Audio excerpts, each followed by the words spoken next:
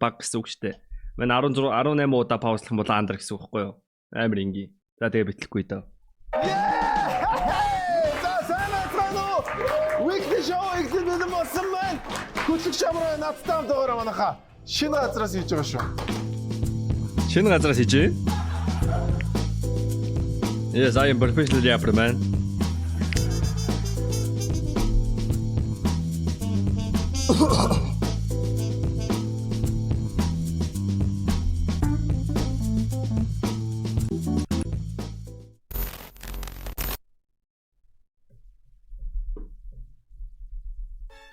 Манай өнөөдрийн ивент тэтгэгчээр Zint Farm, Simple Link Tools нэрэ. Тэгээ хүсэх юм нэрэ бас гуйх юм. Үнэхээр нэрэ мандаа дуртай стрим үздэг. Тэгээ стримрээ тэгээ CTS дэмждэг шүү гэж хэлэхэд санаа зовмор гэвэл зур саба аваад үзээрэй. Jump point орно. Дээрээс нь чи гоё байжтай болно. Гоё эмотууд болно. Тэгээ мань мөнгөтэй болно. Тэгээ win-win situation шүү дээ. Тэгээд бас тэгээд нөгөө хүмүүс олонгууд сап гифтлээ ч юм уу сап авангууд point орохгүй байх гэж байгаа штэ. Тэр хүмүүс ч нөгөө чатан дээр бичээгүй юм чи ботрикс яаж point-ийг өгөх юм биш үү? Төрөний лог чи ажиллаж байгаа гэсэн үг. Чат биччихэд сапа гифтлээрээ за. Эсвэл сапа аваарай. Анилга зөвлөг сироп ажиллаж байна. Баярлалаа. Энэ 7 хоногт маш олон үйл явдлууд боллоо. За. За нэг ихнэр нөхөр хоёр одоо бие биенийхээ бараг л хамаг эмээг л явах нь хологгүй байлаа. Ямар их нэмсгүй одоо бараг л ямар байрлалаар хийж ирсний бараг тавих гээд байгаа юм. Би тийм ярихгүй шүү манайхан зөө. За тэгээд дээрэс нь одоо улсын хурлын чуулганы хуралдаан болж төсөө ямарч байсан батлаа. Өнгөрсөн 7 хоногийн хилдгээр бошуу тулаа бориндоо баста гэдэг төсөвчин л яг боллоо. Дээрээс нөгөө нэг хагаралтай байсан Монгол ардын намчин нэг их хурлынхаа өмнө хагаралгүй юм шиг харагдаж байгаа шүү гэнэ. Бас хөөрхөн тохироо мокро хийцгээсэн юм шиг байна. Гэх мэтчлэн маш олон үйл явдлууд болсон байна. Нэр маш харамсалтай нэг үйл явдал болсон. Нооргийн улмаа шүн явж байгаад хүнд хутгалуулсан асуудал гарсан. Энэ бол маш олон хүнийг сэртийлсэн нэг юм асуудал болсон байгаа. За ингээд бүгдээрээ мэдээгээ эхнээс нэг нэгээр нь үзцгээе. Аялагч мөнх цэлмэг гэж байдаг. За мөнх цэлмэг маань өмнөд Судаанд аялал хийсэн байна. За тэр үеэр нэгэн залуутай таарчаа. Сайн уу анда? Сайн байна анда. За чиний өндөр хэд вэ? Миний өндөр 180. Чи монгол хэлийг яаж ингэж сайн сурваа? Монгол хэлээ сурсан байна, сурсан. Манай нэг найз зааж өгсөн байна монгол хэлтэй. Тэгээд би сурсан байна. Найзын нэрийг хэн гэдэг вэ? Нэр нь Баатарку. Чи Монголд очихыг хэрэг хүсэж байна? Би Монголд яг явмаар байна. За монголчуудаа хандаж юу хэлмээр байна? Би монголчуудаа баярлалаа хэлмээр байна.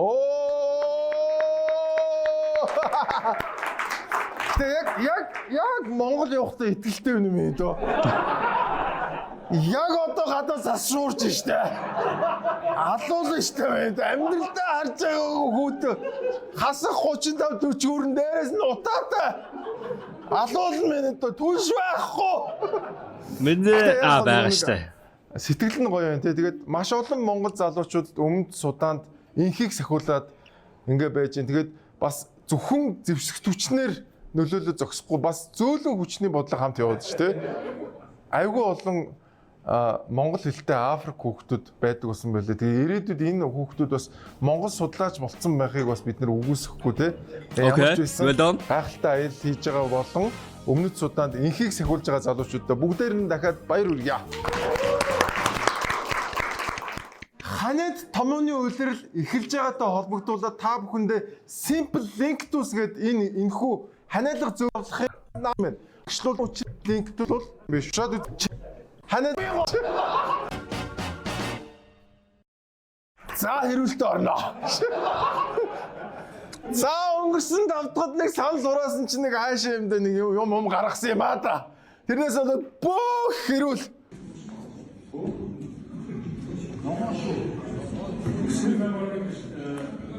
шүнтэй сарсан дэмжээ болсон. Сарсан мосын шүнтэй давсан. Тэгтээ яалчгүй ногоон шүү гэд хэлсэн юм байна те. Ногоон шүү гэд ингээ орилсон байна те. Тэгэхээр би бас нөгөө хүмүүс жоохон итгэхгүйсэн бохоггүй. Яг яг зүгээр ингээд ундаа ууж исэн байж болно шүү дээ тийм үстэй. Ямар амар параноитой уулгаач удаа гэсэн чи яалтчгүй ногоон шүү гэж орилсан юм байна. Тэгэхээр эн чинь бол аргагүй. За тэгээд энэтэй холбоотойгоор мэдээ бэлтгэгдсэн байна. Бичлэгдээр гишүүд тэдний өргөсөн лазыг ажиглан тэр өнгийн конопод арга байдлаар саналын өгснийг харж болохоор байна. Энэ нь дэмжихгүй шийдвэрийг өнгөөр удирдсан анхны тохиолдол болж парламентын хүндэтгэл бие даасан шийдвэр гаргах эрхэд ноцтой сүүдэр туслаа. Лаз өргөсөн гав гишүүний тухайд гаргасан үйлдэлдээ уучлал хүсэх атал үйлдэлээ үүсгэж өнөөдөр албаар улаан зангаа зүүлээ. Би өргөн улаан коноп дарах нь харъя гэж яжилж байна.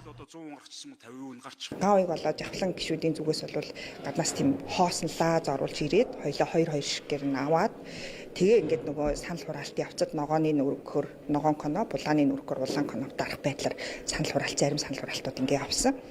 За юм байна. Гэхдээ би бодод энийг айгүй Ой, тэ who is Гаан Хуйг? Who is this guy? Ерөөс харагдахгүй байж та гин энэ дээр харагдаа шалаа.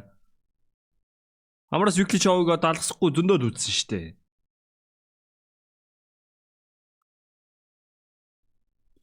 Ерөөс юм хум хийж тэ хэрүүл муугарч бай санаарч яригдаг юм биш зэ. их оронч лаз өргөсөн шүү манайхаа. Гэхдээ коло спрейт байж болох л байсан шүү дээ. Тэрэлж сэлэнгээ өргөж байгаа байхгүй. Гэхдээ энэ бол бас муухай юм болсон байлээ. Энэ бол улсын хурлын бүрэн эрхэнд бас нэг халдж байгаа нэг л хэлбэр шүү дээ. Энэ бол байж болохгүй. Тэгээд Гаан Хуйг гişүү маань ингээд олон жил суусан болоод бас ингээд сүүлдээ жоохон ширэн нүүрлээд ийн үгүй юу? Тэ? Энд чи одоо уг нь нэвтрүүлэг хам маань юм байгаа шүү дээ. Нөгөө загнуулдагт хамт ордог. За тэгээд энэ 7 хоногийн ихээр цэнхэр улаан лаазны одоо юу болсон байна? Тэр сэлэнгээ бол амар реклам явсан байна. Манай нэвтрүүлгийн хамтран ажиллагч банкны мөнгө шидсэн компани лаазыг өргөжээ. Бас давхар реклам явуулсан чаашиг. Манай нэвтрүүлгийн хамтран ажиллагч тэрэлж сэлэнг ундааг үйлдвэрлэдэг Апогийнхан маань өнөөдөр хамтран ажиллаж байна. Үнэхээр гайхалтай тийм. Энэ 7 хоногт бол тэрэлж сэлэнг бол үнэхээр олонний анхаарал төрч чадлаа шүү дээ. Тэрнээс гадна нийслэл пив маань маш гоё савлгаатай болсон байна. Ингээд бүтнээрээ таг нь онгоодог. Тэгээд яг драфт пив яг тэр чигээрээ маш гоё амттайгаараа фрешээрээ шинээрээ танд амтлагдана гэсэн үг. Тэгэхээр та бүхэн яг таг нь бүтнээрээ онгоодог нийслэл драфт пивийг амсаад үзээрэй. Тэгээд драфт пив бол угаасаа гоё пив байдаг тий. Зам бүр нийслэл хөтлөн задгаа нийслэл мэдрэмж хөтлөнө манайхаа.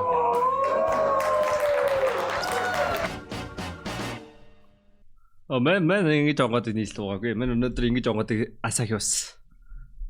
Хоолны дараа л Асахи гоёсан. За өнгөрсөн 7 хоногт Нямбаатарыг одоо ажиллаа өгөх гэж байгаа. Цус харавцсан байна. Бараг сэхэн амьдруулахад шааж байна гэдэг юм явсан. За над хүртэл тэр мэдээ ирсэн. Би бүр тэнд итгэсэн. Айгүй ойрын, айгүй бас айхтар юмд хамаагүй итгэцгээргүй хүн хүртэл надад тэгж Нямбаатар харавцсан гэж ингэсэн чи би нэр юм уу? Нэр. Төө хөөрхи амьд зэрүү минд мэлтэж байна. Окей. Намайг одоо цус харавсан насвар өгч байгаа, ажилдаа өгч байгаа гэдэг. Би хандаж хэлэхэд энэ нөгөө гүтгэгчдэд хандаж хэлэхэд би сая цусны даралтаа үзлээ. 80-120 байгаа шүү. Тий. Би өглөө 2 км гүйлтийн зам дээр алхсан. Эв ирүүл цоо одоо саруул байгаа гэдгийг намын их хурлд өгөхөд одоо янз бүрийн гүтгэлэг тараамаар байгаа хүмүүс би хэлэхэд миний цусны даралт 80-120 байгаа шүү. Тогтмол.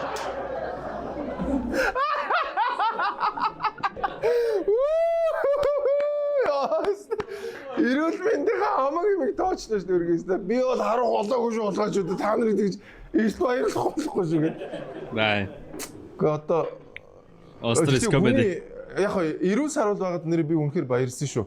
Хичнээн шүүмжилдэг, хичнээн муухай гэж боддог ч гэсэн ямар ч байсан үгчээсэй гэж бодохгүй шүү дээ. Эрүүл саруул байж ивэл сайн шүү дээ. Тийм биз. Заавал одоо үхээсэй гэж бодох албагүй шүү дээ. Тэгээд хамгийн гол нь ярьж байгаа нөр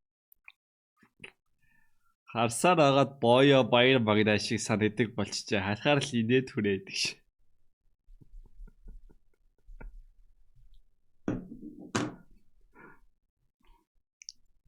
нэг хөөрхөн юм тий.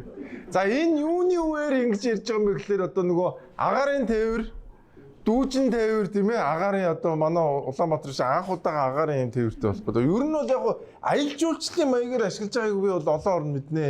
Хонконгод байдгийн дүүжин тээвэр ашиглаад ороход юм шиг байлаа шүү дээ. Кёотогийн Кобед ингээд оролцоо гарч марахад дүүжин тээврээр явж мавдаг юм бол байдгийн. А яг ингэж нийтийн хэрэглээнд гол гарах гэж ашиглаж байгаа барыг анхны тохиолдол байгаа. Тий. Тэрнийхээ хажууд хөрхи нэг Франц зогсооцсон тэгэл би ирүүл байгаа шүү гэж шанд. Нөгөө Франц нөрхи энд яагаад уурлаад байгаа юм болоо гэж бодож. Ярамгиас 46 метр хар оролдог үлээ. Ингээд та нарыг явуулах гэж би өстө ирүүл байгаа шүү гэдэг. Харин за яг наадах чи усын хурлыг шүү асуусан байна. Яг нөгөө бид нар ч одоо хөрөнгө зохицуулалт хүмүүст ажил нийлчихэд шүү дээ. Thank you for tax man. Thank you. Араас нь явж байгаа юм байна гэж ойлгож байгаа. За ингээд 48% гээд өвтөр Нямбатуудаар мэдээлэл өгöd байна. Тэгэхээр нийтийн тээвэр чинь одоо автобус, одоо такси гэдэг ингээд хуульчилсан. Дүүжин тээвэр чинь хуулинд байхгүй. Тэгэхээр одоо ахарын тээвэр гэж үзэх юм уу? Нийтийн тээвэр гэх юм уу? Ашигтын хаанаас хариуцах юм? Нийслэл авто замын газар хариуцах юм уу? За 46 метрийн өндөрт гацуул яах юм? Тэнд байгаа иргэдийг авран хамгаалах шат, авран хамгаалах техник хэрэгсэл байгаа юм уу гэж асуугаад байгаа байхгүй юу? Тэгээ байхгүй хэлээд өгөөч л гэж.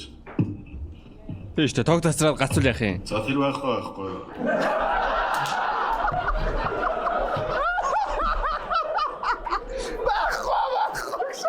Yes.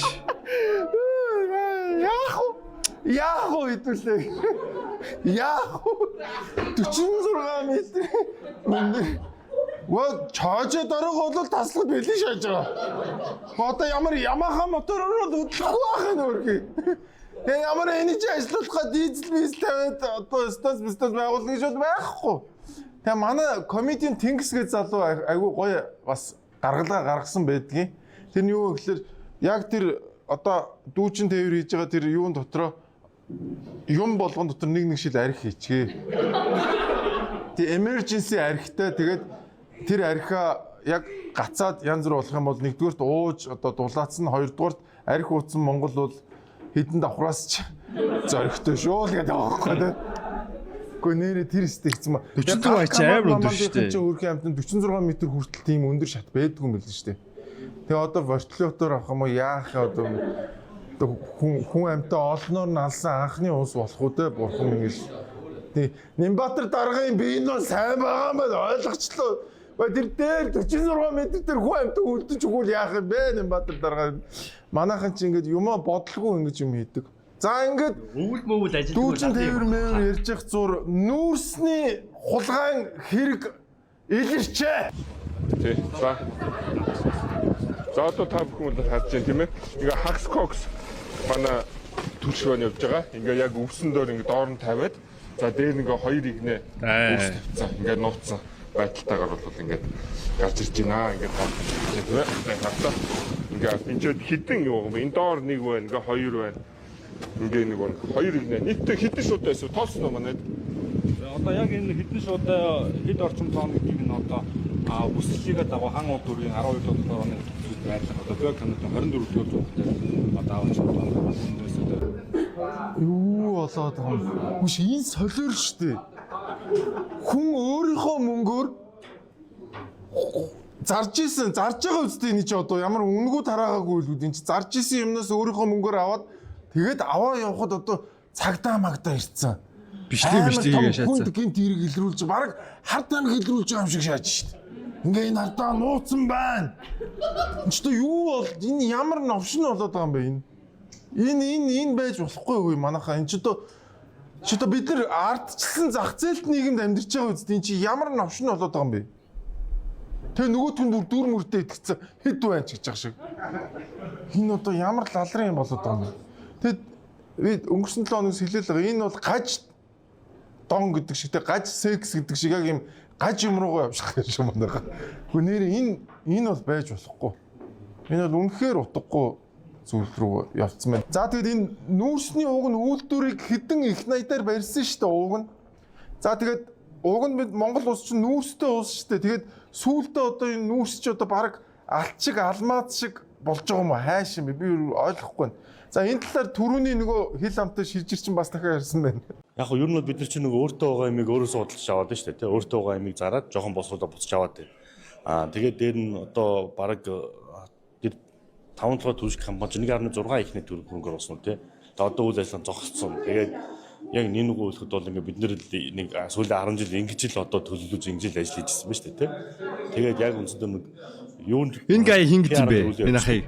Тэгээд бүтлгүй энэ ах ёстой мундаг шатдаг юм шүү. Болчиход шүү дээ лог гэв тий.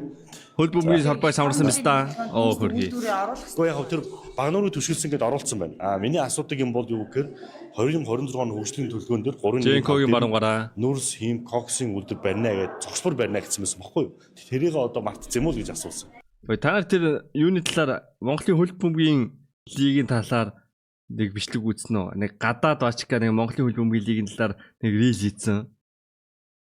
Энэ өстө яатсан лиг вэ гэж шагаад. Тэ энэ баг яагаад ч юм тэ удирдлийн эхний хагас тэ 20 гоолтой 150 гол алдсан байж та удирдлийн сүүлийн хагас нь болонгууд лигийн хоёрт яваад ахыг шагаад. Просто тэрийг харсан чинь бүр үнэхээр гэж шааж илээ шүү дээ. Тэ 16 гол алдаж хожигдож шатсан. Хоол ишэт юу вэ? Тэ 15 онооны зөрүүтэй хожигдно гэдэг хөл бөмбөгийн битний хэд байдаг бол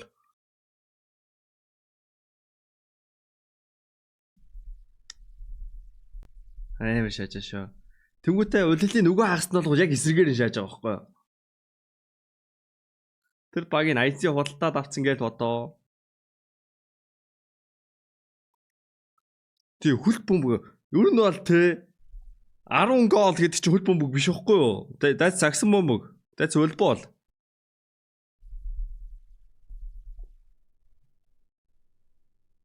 Монголын лигэнд бит байт юм уу? Амар олон жил байгаа штэ. Тэр битнээс болоод зүрцэг гэдэг чинь хөл бөмбөгийн холбогч байна. Тэр үнэн бах биз та. Би бол тэр мэдгүй би амар олон үнээс орж исэн. Стримний чатан дээр хүртэл бүгдээрээ хэлдэг. Лигт тоглолтын хүмүүс нь хүртэл хэлдэг. Стримний чатан дээр яг тэр хүмүүс яг үнэхээр лиг тоглолт үг мэдэхгүй байна.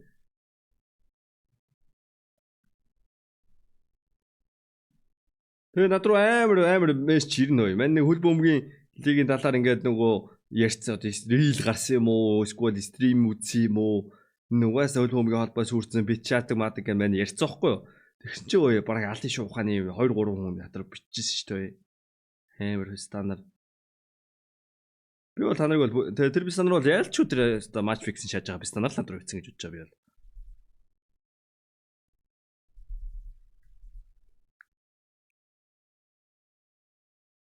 Бид одоо байхгүй болцсон сагс хөл бөмбөг волейбол энэ төр бүгдээ байгаа л гэдээсэн шүү дээ.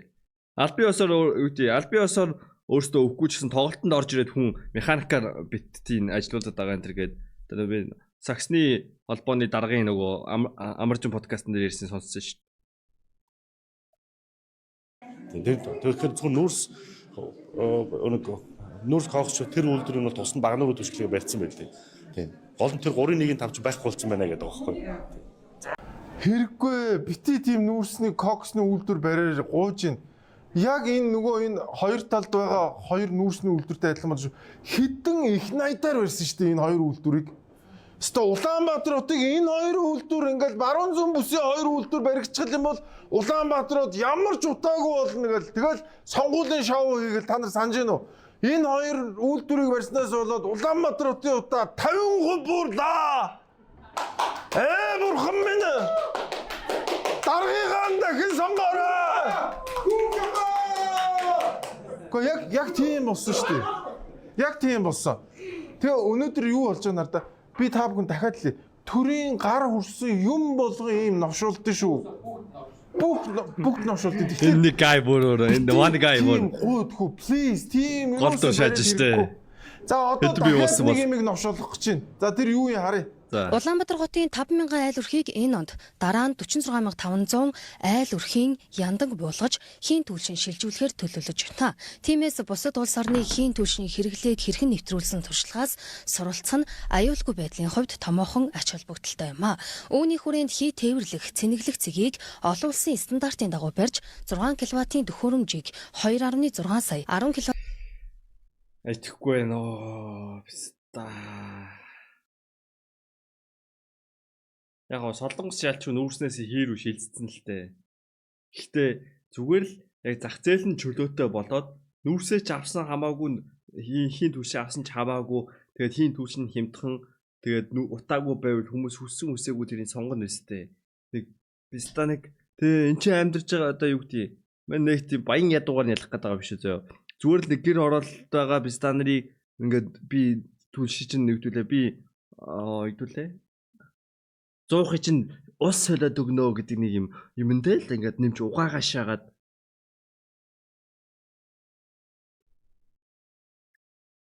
яг үндэ ус алийг авч өгөхгүй бол тэд нар өөрсдөө авна штэ. Ямар сонголтгүй авна штэ. Үлдэж өгөхгүй тул тэгэл авах л байхгүй юу?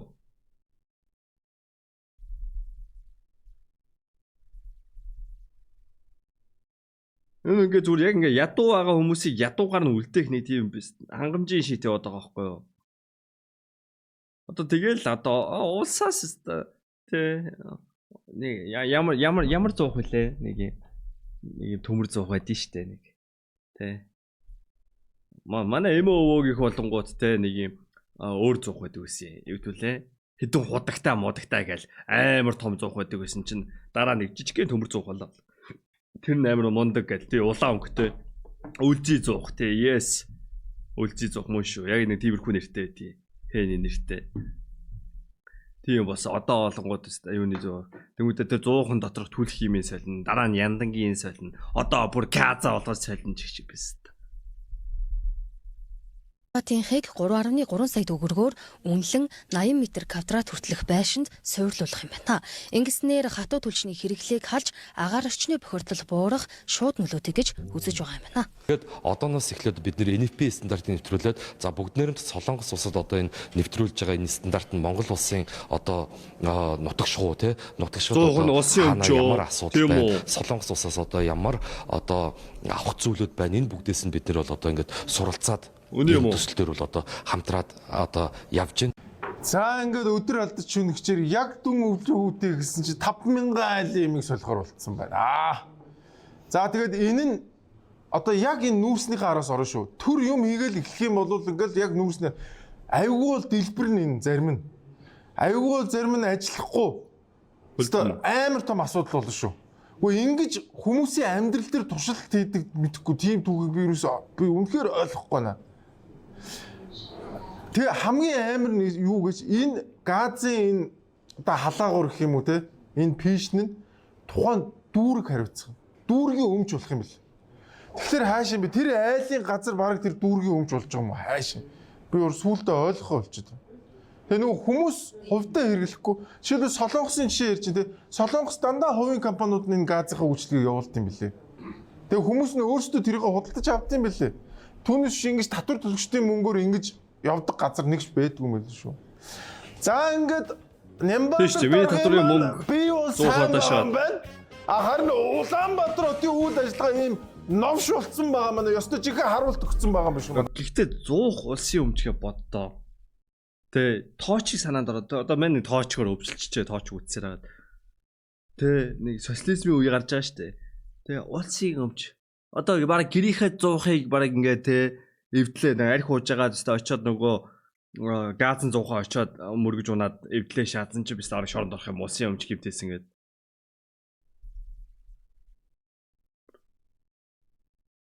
Тэний сасагтаашаа.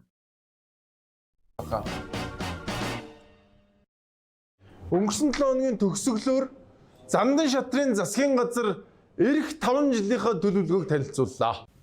Өөрчлөх чадвартай байж ээж бид дэлхийн түвшинд өрсөлдөж байж өндөр орлоготой, экспортын чадамжтай илүү хүчирхэг Монголыг бүтээж чадна. Энэ бол жижиг төр том боломж гэсэн юм концепцийг төвшүүлсэн. Энэ бол эдийн засгийн эрхчлөө, шинэ экспорт, доктортой өсөлт гэсэн үндсэн зарчмуудаар ирчих юм аа. Энэ бол төр нь хэмнэгдэж жижиг байна. Харин эдийн засгийн том болно гэсэн агуулга. За ингээд 5 жилийн дараах Монгол улс бол доктортой төр засагтай, доктортой хөгжилтэй ийм Монгол улс, эв санааны нэгдэлтэй, нийгмийн эв санааны нэгдэл харцсангүй хангалтсан Монгол, баялагтай эзэн Монгол, баялагтай Монгол, баялагын сан ботоо өргөжсөн, үндэсний Монгол, эх оронч Монгол, Монгол бахархал өв уламжлаад дээдлсэн дэлхийн түвшний боловсролтой Монгол гэсэн ийм үр дүнг бид харж байгаа. За ингээд 5 жилийн төлөвлөгөө одоо социализмын үед 5 жилийн төлөвлөгөө гэж байдаг байсан. За энэ урд улс бол 5 жил болгон юмгаа төлөвлөдөг. А яг капиталист улсуудыг би яг ингэж төлөвлөж байгааг санахгүй юм байна. Зүгээр энэ хэвлэлийн байгууллагыг би бүтнээр нь үзсэн. Ер нь ийм ажиглагдсан. Ер нь тийм жоохон тунхагийн шин чанартай, уриал оозонгийн шин чанартай л юмнууд явж илээ. Яг нарийн хэмжүүр нь бас сайн мэддэхгүй. За одоо ядуурлыг 2 дахин буулгал гэдэг байгаа. Яг 5 жилийн дараа буух юм уу, гүм үү тэрийг хинч хэлж мэдэхгүй шүү дээ. Дэлхийн эдийн засаг юу болох юм, яах юм, байгаль орчин юу болох юм хинч мэдэхгүй. Тэгээ яг нэг юм тодорхой барих барьцтай хэмжүүр байхгүй. Яг баахан нэг юм уриал оозонгийн шин чанартай л юмнууд явчих шиг болсон шүү надад бол. Дээрээс нь логикийн зөрчилтэй. Ингээд нэг талдаа ингээд нийгмийн шудраг осыг хангаад бүгдэнд нь ижил тэнцүү одоо юм хумыг хүртэнэ гэдэг. Нөгөө талд нь болохоор чөлөө зах зээлийг дэмжинэ гэдэг. Энэ чи хоёр эсрэг юм шүү дээ. Яаж нэг нь яг.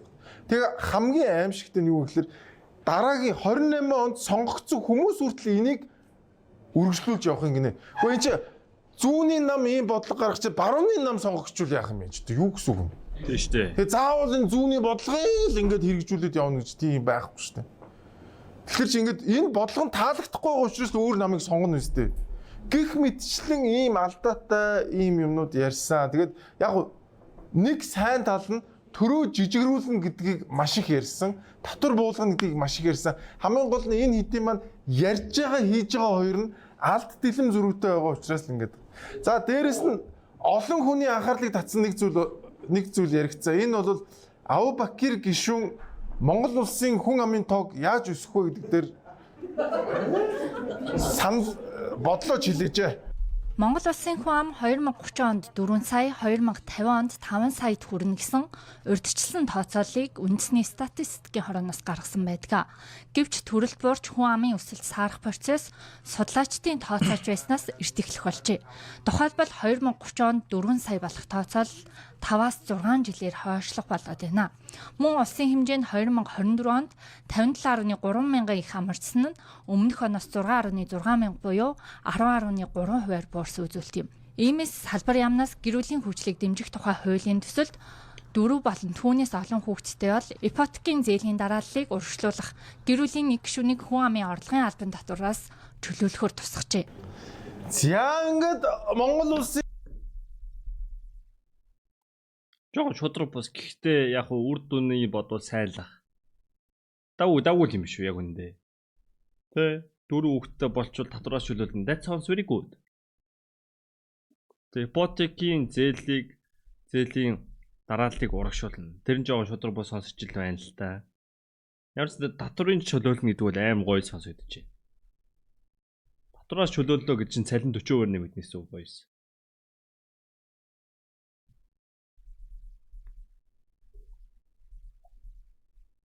Хүн амыг олон болгоно гинэ. За яг хөө одоо энд нэг ипотекийн зээл тамрагдах гад нэг хүн 4 хүүхэдтэй болчлоо гэж бодъё манайхаа. За нэг нь татвараа буулгах гад 4 хүүхэдтэй болчлоо гэж бодъё те. Эмнэлэг байгаа мó? Цэцэрлэг байгаа мó? Сургууль байгаа мó? Утаагүй эрүүл аюулгүй орчин байгаа мó? Үгүй ийм бийж олон хүн амтай болно гэж юу яриад байгаа юм бэ? Энд чи баахан сургууль цэцэрлэггүй олон хүүхдүүд энэ ч одоо хүмүүс одоо яах юм тэгээд тэгсэн мөртлөө ингээ нэг юм лоозонтой. Тэг яах юм бол утаагүй цэцэрлэгтэй сургууль нь өртөмжтэй болвол хүмүүсийн хүүхэд гаргах хүслийг эсвүү. Хэсгэл юм байна л да. Тэгээ одоо ингээ хүүхэд гэдэг чинь тэгэл амар асуудалтай штэ. Шуу санхүүгээр л бодохгүй. Тэгээ төрөөл жоохон том боллоо цэцэрлэг цэцэрлэг ингэвтэй шууд жилийн 10 сая ороод ирж байгаа байхгүй юу? Тэ. Шууд толгойд хамгийн түрүүнд л орж иж байгаа юм тэр зөө. Тэ. Памперсын өөрөө яга болч тийм байна. Тэгээд цэцэрлэг 10 сая. Дараа нь тэгээд хүүхдүүд нь сургуульд орлоо. Тэ. Улсын сургууль байхгүй бол дахиад 10 сая шүү дээ. Тэгж бодохоор бас юу гэдэг юм. Улсын цэцэрлэг нь хүртээмжтэй, улсын сургууль нь хүртээмжтэй болчих юм бол хүн тэрийг бодохгүй бах. Тийм болохоор санаа зовх юм бас хүүхдтэй болох бах. Би ер нь бол хүүхдтэй болох уугүй юу гэдэг шийдвэр гаргаж байгаа хүмүүс эхлээд те шийдвэр гаргах хэмжээний тарихтай хүмүүс бол те санхүүгийнхаа талаар бодно шүү дээ. Би хүүхдтэй болчих юм бол тэр хүүхдэд сургуульд явуулах хэмжээний мөнгө орлоготой юу гэж бодож байгаа шүү дээ.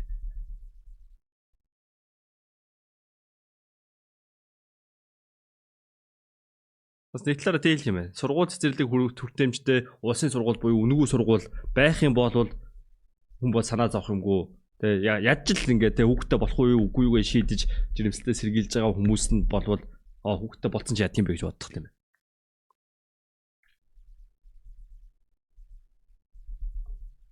Нэг сайхан олуулаа болно гэдэг юм ярьсан хүмүүс. Хамгийн гол нь энэ хүмүүс яагаад төрөлт буураад байгааг ерөөсөй ойлгохгүй шүү дээ. Эмнэлэг байхгүй, сургууль байхгүй, цэцэрлэг байхгүй. За дээрэс нь маш их утаатай түнш байхгүй. Харин зөвхөн агарын тээвэртэй те. Fuck it. Ийм лалрын орчинд хэн хүсэх юм бэ өө? Та нар чи эрүүл байна уу? Та нарын ингэж боддог те. Одоо Японы сургууль, Финландын сургууль энэ чинь тэр хүмүүс чинь те яагаад сургууль энэ төр гоё байгаа вэ гэж чинь нэг талаараа бас юу л та. Одоо бидэрт тулгараад байгаа асуудлуудыг шийдсэн. Тэгснээ хүмүүсийн хүүхэд төрүүлэх хүсэл нь багассан.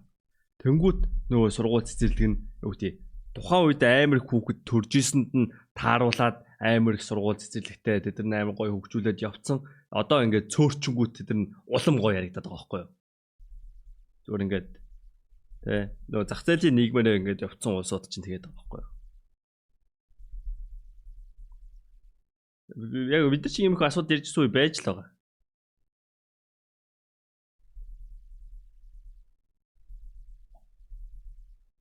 Өсөнгөө одоо за бод ингээд за 100 хүүхэд байлаа. Тэгэд тогшин чи нөгөөх нь олонгууд те 90 хүүхэдэд хангалттай сургууль шаачж байгаа байнгут тэгээд за энэ асуудлыг шийдэж янгүүтээ дараа нь 120 хүүхдийн сургуультай болчихж байгаа байхгүй юу. Тэгсэн чинь те угаасаа л дэлхийн нийтээрээ угаас төрөлт багасж байгаа байхгүй юу. Тэнгүүт те 10 жилийн дараа 70 хүүхэдтэй болсон чинь нөгөөх нь асуудлаа шийдэнгүүт 120 хүүхдийн сургуультай болчихгоот те өмнө олонгууд те 90% хангамжтай байнгут одоо олонгууд бараг ингээд 200% хангамжтай шаагаад байгаа байхгүй юу. Тэр улсууд. Тийм болохоор одоо бидний асуудал чинь биз та нэг 60% шийдэмжтэй шаагаад байдаг. Тэгвэл 210 аргууд бид бүр амар гоё яригдаад байгаа байхгүй юу. Нөгөө тал чинь яг үндэ бас нэг толгоогоо шаасан сууж байгаа байхгүй юу. Яг үндэ. Биз та шал тими 200% хангамж байгаа даа байхгүй энэ чи. Яа, this is mot man. Paint гэдэг юм бол амар шат штэ.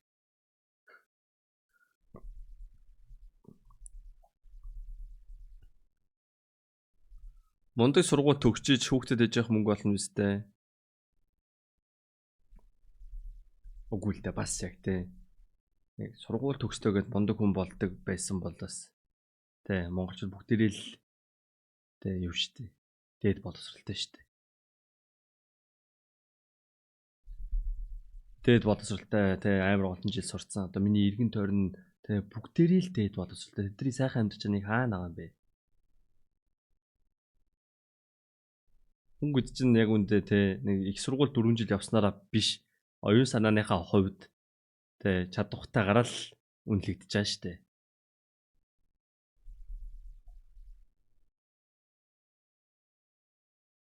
Мундаг сургууль төгссөн одоо стрим үзэл суучлаа гэж. Юу гэж аа бэст. Харалтай мундаг сургууль төгссөн биз дээ ингээ их сургууль төгсөөгүй нэг үзэл сууж штэ.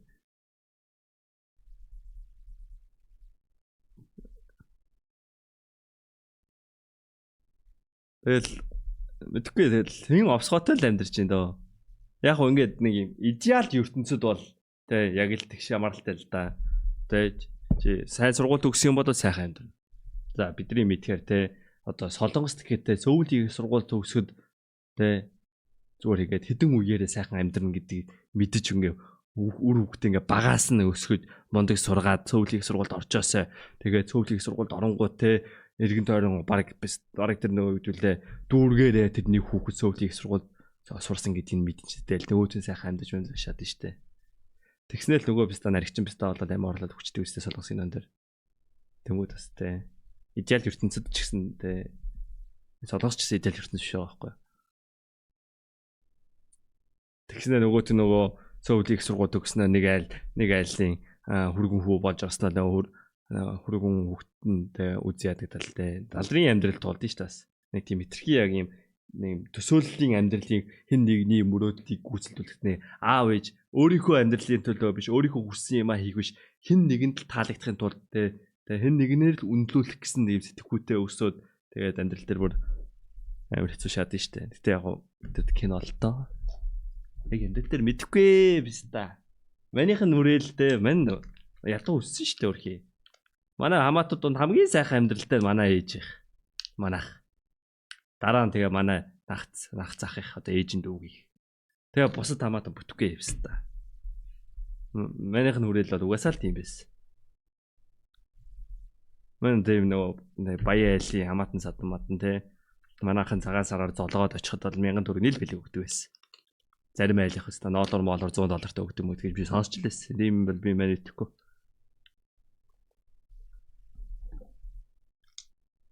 Өвчтөө байгаа юм уу? Би ойлгохгүй. За тэгээд ямар ч байсан 5 жилийнхаа төлөвлөгөөг хөргий амт тэгээд нэг юм дараа тааш үзнэ. Ардын намынхан маань уг нь зодтолдохгүйгээд хөргий амт их л хичээж явах шиг байгаа. Тэгтэл цуглцаад хамаггүй төр жүжигийг олон улсад тодуулахад дэмжлэг үзүүлэх шийдвэр гаргасан байна. Энэ тогтоол зурсан арга хэмжээнд хэдэн төгрөгийг гаргасан бай гэдэг санхүүжилтийн араас хөөж үзэж байгаа. За энэ тогтоолын хэрэгжилтэн дээр үндэсний хорооны үйл ажиллагаанд зориулаад 2024 онд нийтдээ төсвийн гүйцэтгэл нь 6.2 тэрбум төгрөг ямарсан гарцсан байна. 2025 онд 201.3 сая төгрөг гарсан байна.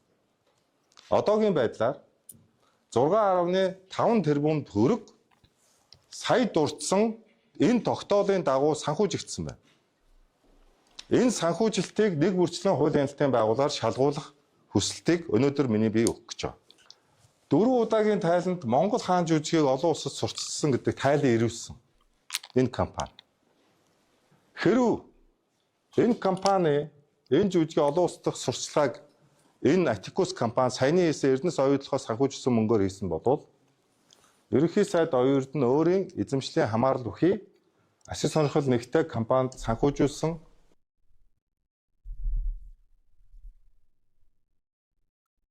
Нууц амргийн хэрэг батлагдчихаа гэсэн үг.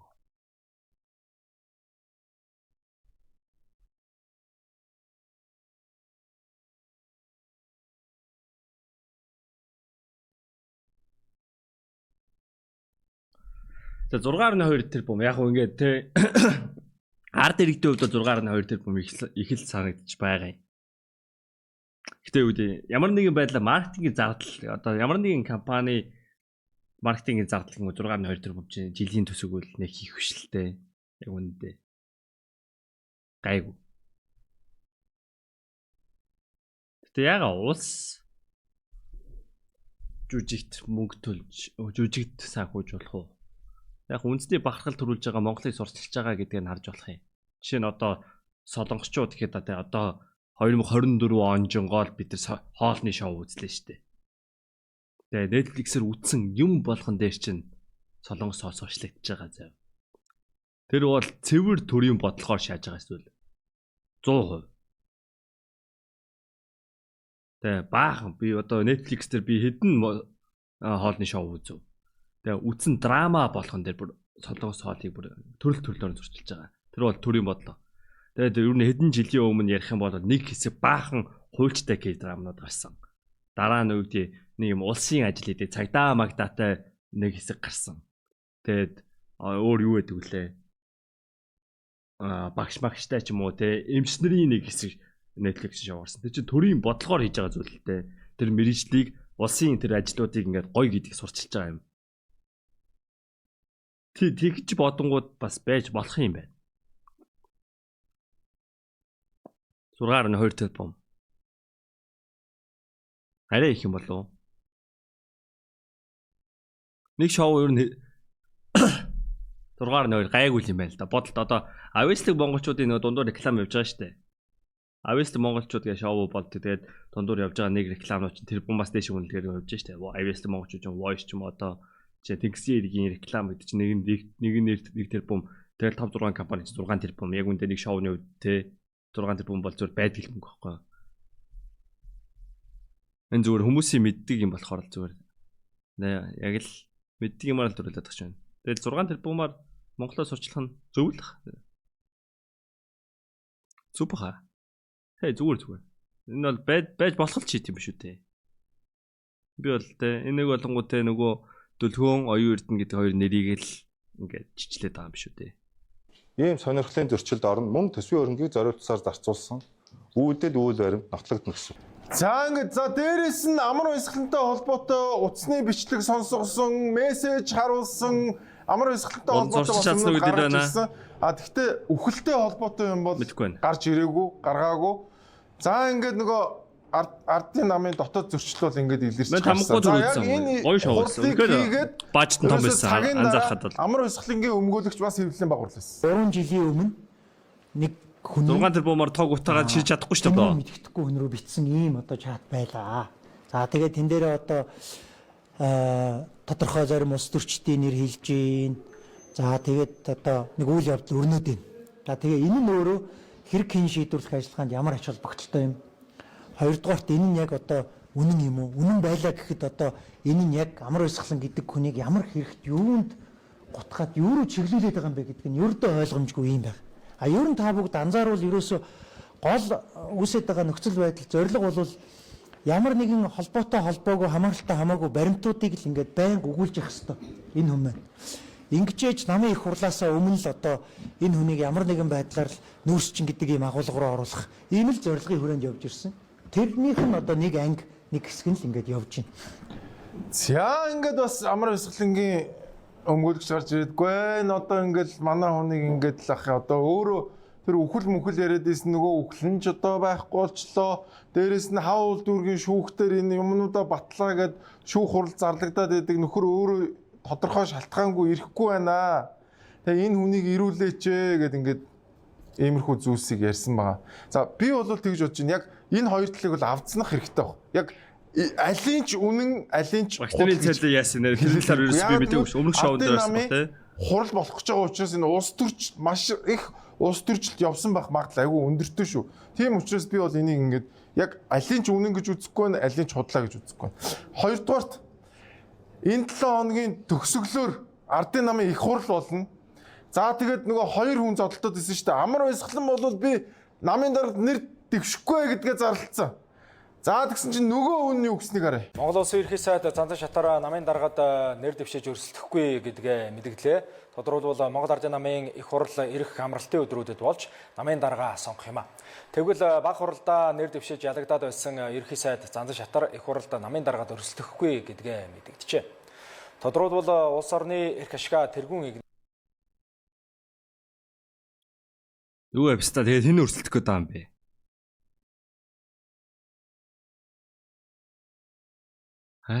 What the fuck is happening?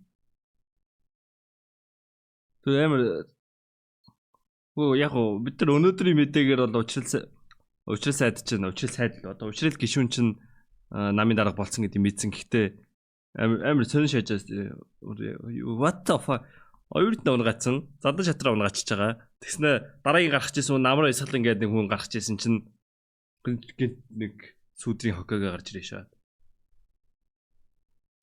Энэ юу болоод байгаа юм бэ? Амар сонир шааж. Нэг тийм нэ айлын баг том хоёр хоорондоо юм булаацалтай шангууд дундт нь бай гэж та хоёр хоёулаа авахгүй заяо. Дунд нь ав гэдэг шиг юм болж шээ.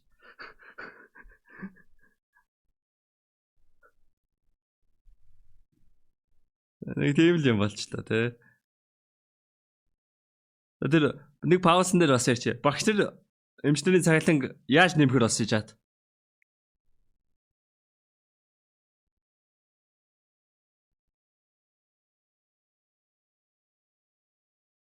20% нэмэхэр болсон. Татвар нэмэгдэхгүй л дээ. Төсвөл өөр газраас гаргаж ирэх. Мөнгийг өөр газраас гаргаж ирэх гэсэн үгтэй. Өө татвар өсөхгүй. Өсөх ясгүй өсвөл бүр тэнийг юм болно. Одоо татварыг багасгаад төсвийг л багасгах гэдэг байгаа байхгүй. Төсвийг л өөр тийшээ зарцуулах гэдэг. 2.8 сая болгоно гэсэн. 2.8 ч бас ихтэй бас. Чат. Та нар 2.8-аас ихийг авдаггүй багааг авдаггүй. Ажилгүй хүмүүс нь чимээгүй байж байгаа. Бити өмүүлээд арай. Нэг паусан дээр сайн яриад байгаа. Тэгвэл арай л пауслаадах шиг байна. Талдаа ороогүй 12 дэш шааж шít. Та нар нэг нь их баг адилхан их. Манай эдитер их гэж ядчихсан. График дизайн 2.5 авдаг их баг.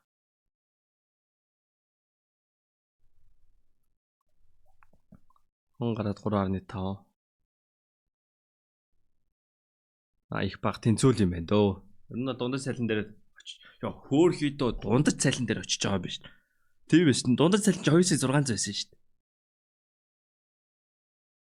Манай багш эмчнэр нэгсэндөө Монгол улсын дундаж цалингаас бага цалинтай байсан юм уу?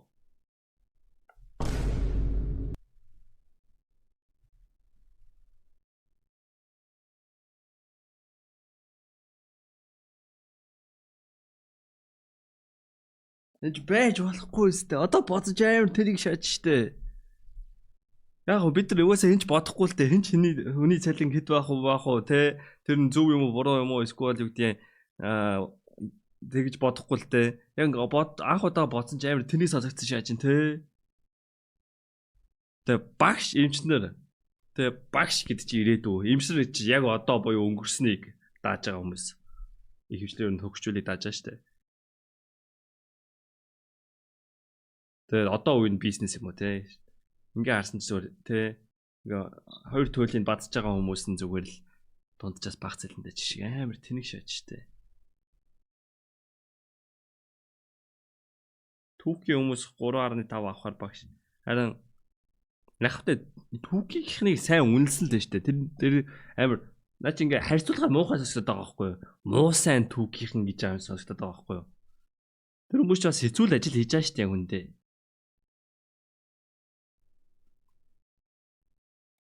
Ажил хийж байгаа. Тэр хүмүүс бол яг авах ёстойгоо авч байна. Эмчнэр маа л хөрхий авах ёстойгоо авахгүй байна л гэж бодож байгаа байхгүй юу?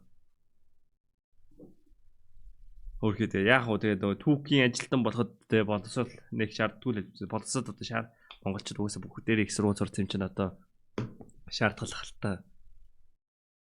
Гэтэ угаасаа эмчнэр чинь тэгээ ингээд 10 жилийн турш грайндэлж нэг юм эмч болсноо дундчаас баг цалин гэж бодохгүй байхгүй юу? Тэгээ эн чи 18-т манай эдитер зүгээр ингээд CTS зүгээр сарын цалиндаа зүгээр те сарын цалиндаа эдитерүүдэд өгж байгаа цалин зүгээр те би нэг барыг эмчийн тагс жилийн цалин өгөө шаад тэрнийг уустай утгагүй байгаа сте 18-та хүүхдүүд авж байгаа цалин эмч нөө Монгол улсын эмчнэрийн цалингийн хагас жилийн цалин гэхээр Нэд тавьж намын дотоод асуудал төрийн зовлон болохоос сэргийлэн Монгол Ардын намын даргын төлөөх хөрсөлдөөнөөс нэрээ татаж байгаагаа мэдэгдэж байна. За ингээд би бол зүгээр ингэж харж байгаа. Тохироонд орсон юм шиг байна. Тохиролцсон юм шиг байна. За амар өсгөн чийч дэвшээд явах уу би ч дэвшихгүй. За тэгээ манай засгийн газар бол тэр одоо тэдэн оны тэдэн сар хүртэл байна. За тэгээ чи нөгөө 30-гаа бол ингээд багцлана. Би бол нөгөө 34 ингээд аваа явнаа. За тэгээд энэ нэг намын их хурлаа нэг аштайхаа хийчээ гэдэг юм тохироо хийсэн юм шиг байна. За тэгээд одоо тэгвэл дараагийн одоо өрсөлдөх хоёр хинбэ гэдэг одоо асуулт гарч ирсэн. За тэгээ эхнээс нь асуусаа. Өрсөлт юм уу заавал? Миний хувьд чулуу хэлэхэд шинэ залуу үе дэмжиж байгаа. Залуучуудаас маань улс төрд явах ёстой гэж бодож дэмжиж байгаа, харж байгаа залуучууд байгаа. Тэднийгээ дэмжинэ. За миний хувьд энэ удаа ямар нэгэн сонгуулийн өрсөлдөөнд орохгүй. За J2 айгүй өндөр магадaltaйс ч орохгүй гэж зарлчлаа. За тэгвэл учрал дээр маш олон хүмүүс байгаа. 100 газраа зөв цагтаа байр сууриа илэрхийлэх нь зөв баг. Тэрнээс төрийн ордонд их хурлын өмнө байр сууриа илэрхийлэх тийм зохимжтой биш ээ. За ингээд бас байж магадгүй. Гэхдээ 7 хоногийн сүүлээр бас л нэр дэвшихгүй өдр гэдэг тийм янз бүрийн вебсайт юмнууд явж илээ. Би тэгтээ учрлыг намын дарга болох магадлал айгүй өндөртэй гэж бодож байгаа шүү. За тэгвэл нөгөө талаас хэн байгаа юм бэ? Гэвэл баг ганц л кандидат байгаа да. За мэдээж энэ хагсан санд энэ намын манаас их хурл болно. За ингээд аймаг сум дүүрэг болгоноос гээд 2255 онд төлөөлөгч бас ирж оролцсон. Тэгээд мэдээж намын даргын асуудал бол бас номер 1 гол яригдах асуудал байгаа. За энэ бол мэдээж одоо намынхаа тухайн тэр одоо хурал дээр л яригдах асуудал байгаа. За одоогор бол миний хувьд бас бодсон сансан зүйл байхгүй. За ингээд танад нэг учрал гişүүн амар худ санагддаггүй юу? Надад нэг сонир худ санагдаад идэв. Тэ мэдэхгүй байна. Хөгшчүүлэл учрал гişүүнд л амар дуртай юм байл л шүү дээ.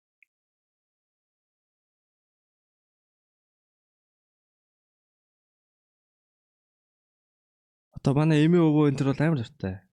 Манай эмээ бүр оюун эрдэнэд амар дуртай. Яг тэрэн шиг яг юм дараагийн нэг тийм гоё царайтай ингээд ийм нүүр царай болчхоор нэг залуу. Оюун эрдэнэ ч бас залуу ерхий сайдл гээд гарч ирж ирсэн. Яг тийм л шийд болох гээд. Яг л адилхан шийд санагдаж байна.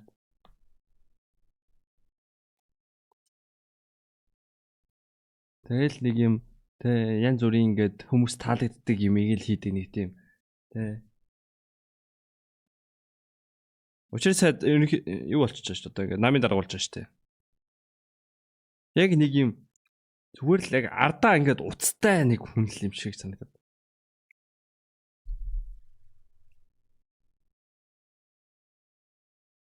Стээс ямын дуртай гişүүн маань мэдэхгүй нэрийг санахгүй шүү дээ. Хараад оо энэ миний дуртай гişүүн маань гэж маань хэлчин заяа. Гэхдээ маань нэрийг мэдэхгүй шүү дээ.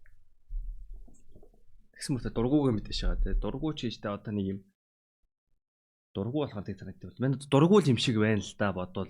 Үгүй надад тэгтээ нэг л сэвтэй санагдаад байдیں۔ Лута, yes, лутад бас одоо тэнгууд бас хүмүүс бас тэр лута гişүүнийг бас тэгж хараадах шүү бай те. Монгол ардын намны агийн муцсан үгэлтэй гэж хараадах шүү бай яас. Надад хаалгад байгаа би бас юу ч идэх чадхаа болчиход байгаа маа ста. Цэнгүү number 1 yes. Ба. Цэнгүү малэдэ yes. Хоёр хүн байна. За тэгээд ер нь бол нэг жижиг хүмүүс бас нэг хамт 3 хүн дэвш магадгүй бах. Гэтэ би бол гол өрсөлдөө учрал Тэмүүлэн хоёрын хооронд явах болов уу зүгээр таамаглаж байгаа шүү манайхаа. За тэгээд айгүй бол нөгөө учрал намын дарга болоод ингээд явах магадлал өндөртэй. Тэгэхээр нэг иймэрхүү юм болгох. Гэтэ би тааж мэддэг 5 хаан биш учраас зүгээр л энэ бол миний л зүгээр төсөөлж шүү.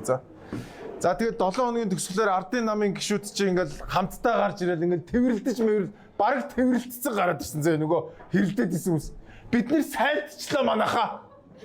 Намын баг хурлынхаа өмнөстэй айгүй гой сайн биендээ хайртай болчихлоо гэж бараг нэгнийхээ 7-оод үсэг нь олгохгүй байсан. Тэр бол фейк шүү заяа. Ингиж амар нэгнийхээ доромжилж гүтгсэн хүмүүс биенийхээ зүрхэнд амар том гомдлуудыг үлдээсэн байгаа. Энэ зодоо ингэж дуусахгүй. Зүгээр намын их хурлаа л өнгөрөөж байгаа гэж би бол хувьдаа тэгж бодож байгаа. Тэгээд Монгол ардын намынхаа ямар ч байсан хоорондоо тохирсон юм шиг байна. За тэгээ бүгдээрээ энэ 7 хоногийн сүүлээр бол Монгол ардын намын их хурлыг анхааралтай ажиглацгаая. Тэгээ 2 өдөр л үргэлжлэх байлгүй дээ. Бодвол тий. Хагас сэнээр үргэлжлэх болов гэж бодсон чинь. Эсвэл бол юу яах вэ? Хэрвээ мохрогоо хийцэн бол амар хурдан болол дуусчих. Тэгээ нэг оройн гой парадж марадал нэг тийм хөл. Гол хамгийн гол тэр хурлын чинь гол юм архитах байдаг байхгүй. Тэгвэл хөдөө гадаагүй бүгдийг навчирч байгаа нэг бөөндөн шаалгав шин. О манаас амар юм сонссон шүү дээ.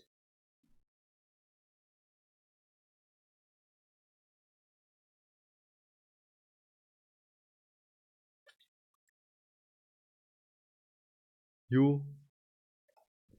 Манай эмээ яаж намын гишүүн болсон бэ гэж.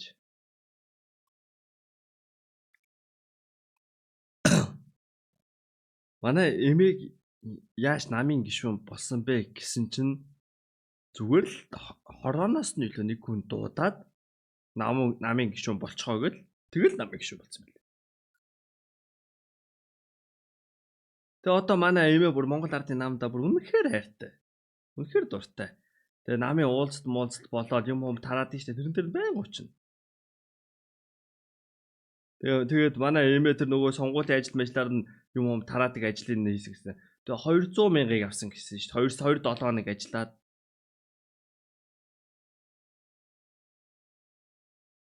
Тэгээд хөгчүүдийг ингээд нэрнгээсэл зүгээр ингээд нэгсэндөө маш бага зардлаар ажилуулад маш бага зардлаар худалдаж аваад тэгээд өөрсдөр нь юу гэдэг өөр нэг намын биш хүн байгаа штэ. Тэр хүнийг одоо манай эмээтэй найз хүн байнгут нам руугаа ингээд татчихна. Инхээр угаасаа сонгуул шаахгүй байх боломжгүй байгаа штэ. Амар шааж байгаа штэ. Тэгдэм байлээ. Тэгээ одоо би одоо яг одоо эмээ одоо өөрийнхөө итгэж байгаа юмд л итгэжл байгаа л да одоо тэгээд одоо миний үзэл бодол би үзэл бодолтой манай эмээ бас угаагдсан гэсэн үзэл бодолтой. Мань одоо юу гэдэг ингээд амраа ахт угаалгаа ч юм уу ингээд тэгээ мань нэг юм либерал үзэлтэй нэг тийм хөв хүн гэдэг үзэл бодолтой байгаа штэ. Энэ яг үндэ би ингээд ямар нэг юмар угаагдсны үр дүнд ийм үзэл бодолтой байгаа мó үгүй би яг үндэ мэдэхгүй. Тэгээ манай эмээ ярьж байгаа штэ. Тэ танай намынхын чинь энэ төр гişаага тоо бүр амар сонин санагдаж шагаад манай эмээ сая хотод ирсэн аахгүй. Тэгээ манай нам нь хүн нам юм байна штэ. Яг өмнө угаасаа 20 оны сонгуул 24 оны сонгуул дээр ихэнх нь хүн намын хүмүүсийг дугуулсан. Яг хөө тэгээд миний сонгосон хүмүүс тэгээд улсын хурлд гарцсан л та. Тэгж шагаад тэгсэн чи тэгээд би бүр хэлж байгаа юм. Манай нам танай нам зарагдсан штэ. Манай нам танай намын оцсон өгөлтэй болсон штэ гээд. Нөгөө хэв бэлээ манай намын нөгөө толгойлогч чинь бүр ичихгүй өстө жагсаалаар гараа шагаад бай. Тэгээ бүр Монгол ардын намын өстө олцсон. Би одоо монгорсон. Би хүн намд ороо монгорсон байна. Дорчанд. Тэгээ танаа намынхан чинь ингээд үсээс ихчээл нэг юм ярьдгоос одоо бүр дуурхаа болцсон биз дээ гэл. Би бүр өөлөх үггүй болоо шаачаа чи тэ. Мэн ингээд өөрийнхөө итгэл үнэмшилдээ итгээд сонгогдсон чинь тэр хүн нь хөдөлтөгтэй шаачаар бүр амар тэнэг шаажаас тэ. Миний итгэл үнэмшил бодлоо олоо шааж байгаа байхгүй эмээгийн нүдэнд бол. Тэ чиний итгэж байгаа юм чинь өөрнөө шаадгүй штэ гэж хэлчихэж байгаа байхгүй шуудлахын. Амар сөн шааж байгаа байхгүй. Нара чинь юу штэ ногоо нам. Ямар ногоо нам бэлээ нэг ногоо нам байсан. Тэгэл амар нөө үтгэе биш та одоо намд орчихгүй хшил амьдарчих юмсан. Тэгээ анаа эмээгийн тэл намд орсон шалтгаан тэгээд ямар ч юугаач ойлгоогүй улс төрийн үзэл бодгүй байж байгаа л нэг намд орсон тэгээд тэрэндээ итгэдэг болчихж байгаа байхгүй ингээд юм шашин шиг шааж байгаа байхгүй манай эмээгийн итгэл үнэмшлүүд. Ари миний итгэл үнэмшил болонгуутай яг цэвэр миний итгэл үнэмшил. Гэхдээ миний итгэл үнэмшилтэй нэг ингээд огтлцож байгаа хүн нь бодлоо болоод байгаа байхгүй юу биш та. Ингээд тэр нээр онцгүй байгаа байхгүй юу. Нэг намын үзэл бодолтой тэр намын үзэл бодолтой бол байж та плиз ус төрчтөө.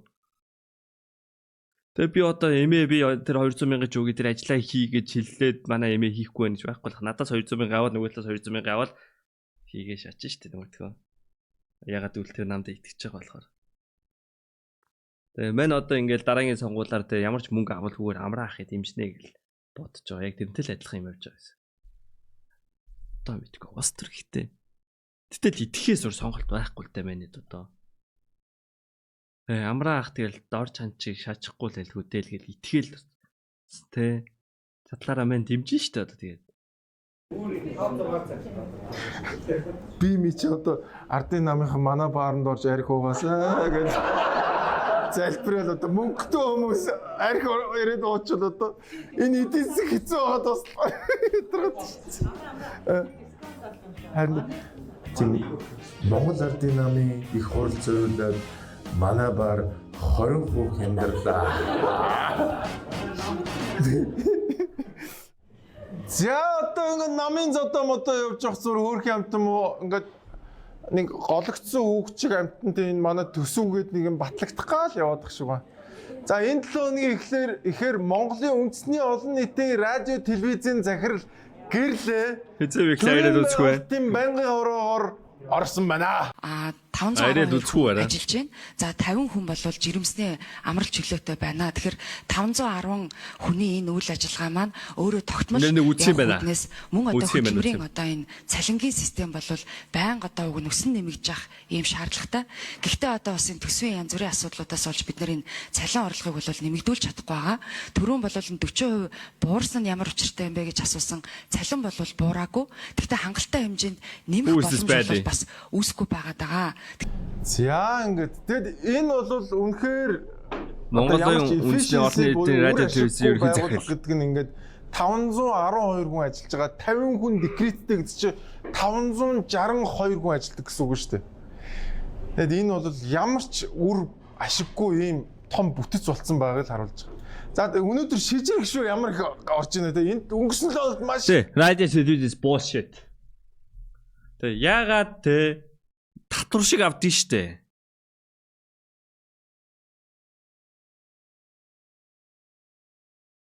Тэг бид нар хүсээгүй үндэсний радио телевизийн төлбөр төлдөг гэдэг одоо. Айл өрх болгоно Сэднүр явж чалаа 2500 авдаг байлаа. Одоо хэдийг авдаг юм бол?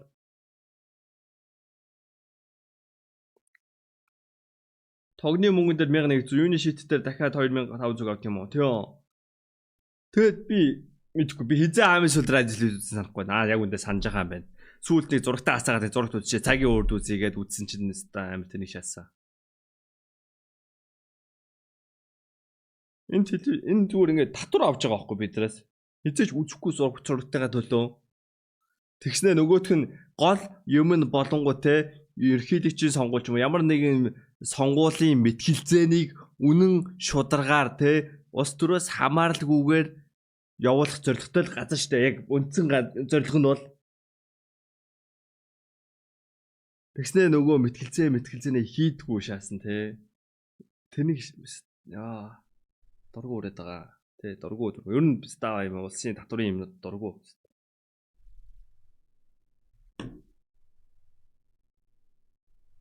та ер нь үндсэн төлөв зүсд юм уу MNB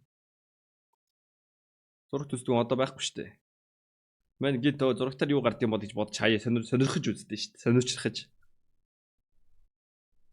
Тийм сүрэг хүчний байр суурь илэрхийлсэн учраас л гарч байгаа шүү. За шижрээ юм асуусан. Намайг хөөхд байхад үндэсний телевизэн цагийн урд гэдэг бол мэдээллийн гол их сурвалж буюу тэрийг үнэн гэж итгэдэг байсан байхгүй юу? Yes. Үнэн байгууллагаа. Одоо энэ өөрөө итгэлийн одоо хувь нь хэд байгаа юм бэ гэж та нар үзэлтээс суудаг. Univision-тэй ч юм уу эсвэл Sky Media-тэй яриад тэдний технологиор судалгаа хийж болно шүү дээ. Технологи хөгжсөн. Тэнд бол судалгаа хийж байгаа. Бүр ингээнээр асуугаад байгаа бол Монгол комент цагийн үр тойрын үзэлтэй харьцаа хэд байгаа юм гэж суугаад байгаа байхгүй юу? Алинд нь илүү итгээд байгаа юм бэ гэж суугаад байгаа. Миний одоо маш энгийн болгож өгүүлдэг. Одоо танд болж байгаа асуултыг байж байгаа. Тэгээд миний санал бол тэртээ түрүү үндэсний телевиз үздэггүй хэдүү байгаа юм. Энэ тоо байна уу гэдэг. Тоо байгуул 30% юм уу 40% нэг тоо байж л байгаа шүү дээ. 3% ч юм уу 5% мэдгүй. Тийм бол энэ хүмүүс 1000 төгрөгийг авахаа болоод маркетингийн 2%, 5% болгочход тэр орлогоо зөрөөд олчих юм биш үү гэдэг. За ингээд асуулт тавьсан. Цагийн үр Who is this guy? I like this guy. Монголын хөл бөмбөгийн холбоог сүрүүлсэн хүн байж магадгүй. But that guy is W guy.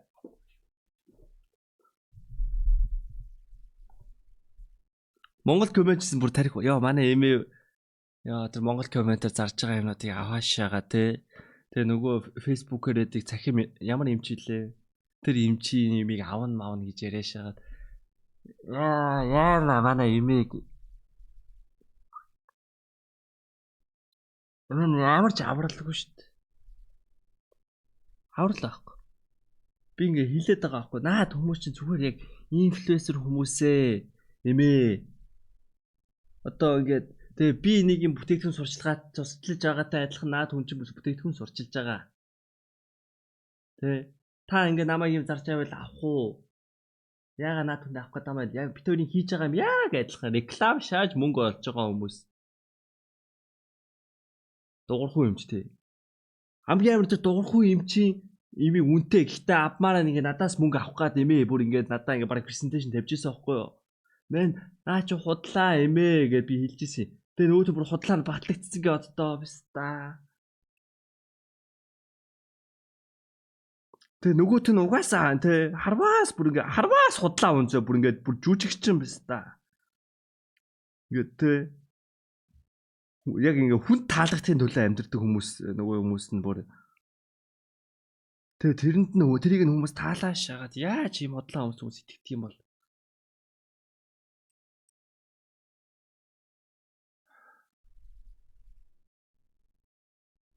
яг ингээ төгс айдол шиг хүмүүс харагддаг. Яаж хүмүүс бас тэгж амьдэрдэг юм бол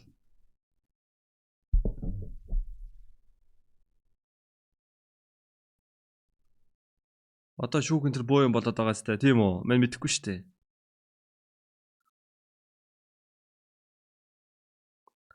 Чи юу нөөрэ тэгж мөнгө угаах юм шиг бүр амар үнэтэй юм шаагаад. Мэн тийм зарж болно л доо. Мэн сонгуулийн реклам авч болно л доо. Гол нь тэр ингээд хүн чинь дуртай юм аа л хийж байгаа байхгүй юу? Зарим хүмүүс ингээд хүмүүст гоё харагдах нь тэрэндээ дуртай болохоор тэрийг хийж байгаа. Тэр хүмүүсийг одоо ингээд мань ингээд те өөрийнхөө хүслүүдийг тулгаад байж чадахгүй байхгүй юу? Тэ ингээд ийм гоё хүн гэж хүмүүс харагдахыг хүсдэг байхгүй юу? Яа бүгд л ялгаагүй шүү дээ. Бид нар тэгэл тэ яг үндэ ингээд арх удгүйг шааж байгаа мөртлөө ингээд тав дахь болгонд ууж байгаа хүмүүс барыг өөрийгөө л тэ гоё хүн гэдэг хүмүүс тэгэл биш та гихэн цагаахан гэж шааж байгаа стандар байгаа. Тэгээ тэрийг өөр тэр хүмүүс ингээд хүсэж байгаа тийм харагдахыг хүсэж байгаа болохоор хийж байгаа. Мань тэгж харагдахыг хүсэхгүй болохоор хийхгүй байгаа байхгүй юу? Тэгээд ингээд нэг юм тэ ингээд хоёр талд ингээд хүмүүс уугчиж байгаа байхгүй юу? Наач үжиж юм биш та ийм биш танаа би дургуу гэл нэг хүмүүс нь тэ наач юм биш та тэ наач стрим дээр веб татдаг хүн амтаа хараад оромжилдаг. Наач сайн биш та яг ингээд хүмүүс хоёр тал тавагдсан заяа. Тэгэл ингээд хоёр өөр ертөнцөө. Ирэхгүй бол те аста улсын юм л гоё те. Улсаас мөнгө өгчээсэ гэсэн хүмүүс ийшээгээ шагаал те. Аста жигэн бизнес шаан өөрийгөө тижээн гэсэн хүмүүс нь ийшээгээ шагаад яг ингээд дэндүү амар хуваагддаг байгаа байхгүй юу. Уюу ийм байсан байх л да. Одоо тэгэл мань зүгээр жоохон хөгшрөөд яг ингээд энийг ингээд амьдрал дээр ингээд тулангуут те мэдэрч байгаа байхгүй юу. Тэгээ одоо ингээд тэрийгээ сонирхоод тест хэрүүлээ гэж. Гоё шаачна гэдэг гоё наа. Өчтөр MLB үзсэн хятад кино гарч ирлээ мэд жоохон хэцүү санагдсан. Цаач. Тэгээ үеийн үед ямар ч улсад ингээд хуваагдчихлаа баг.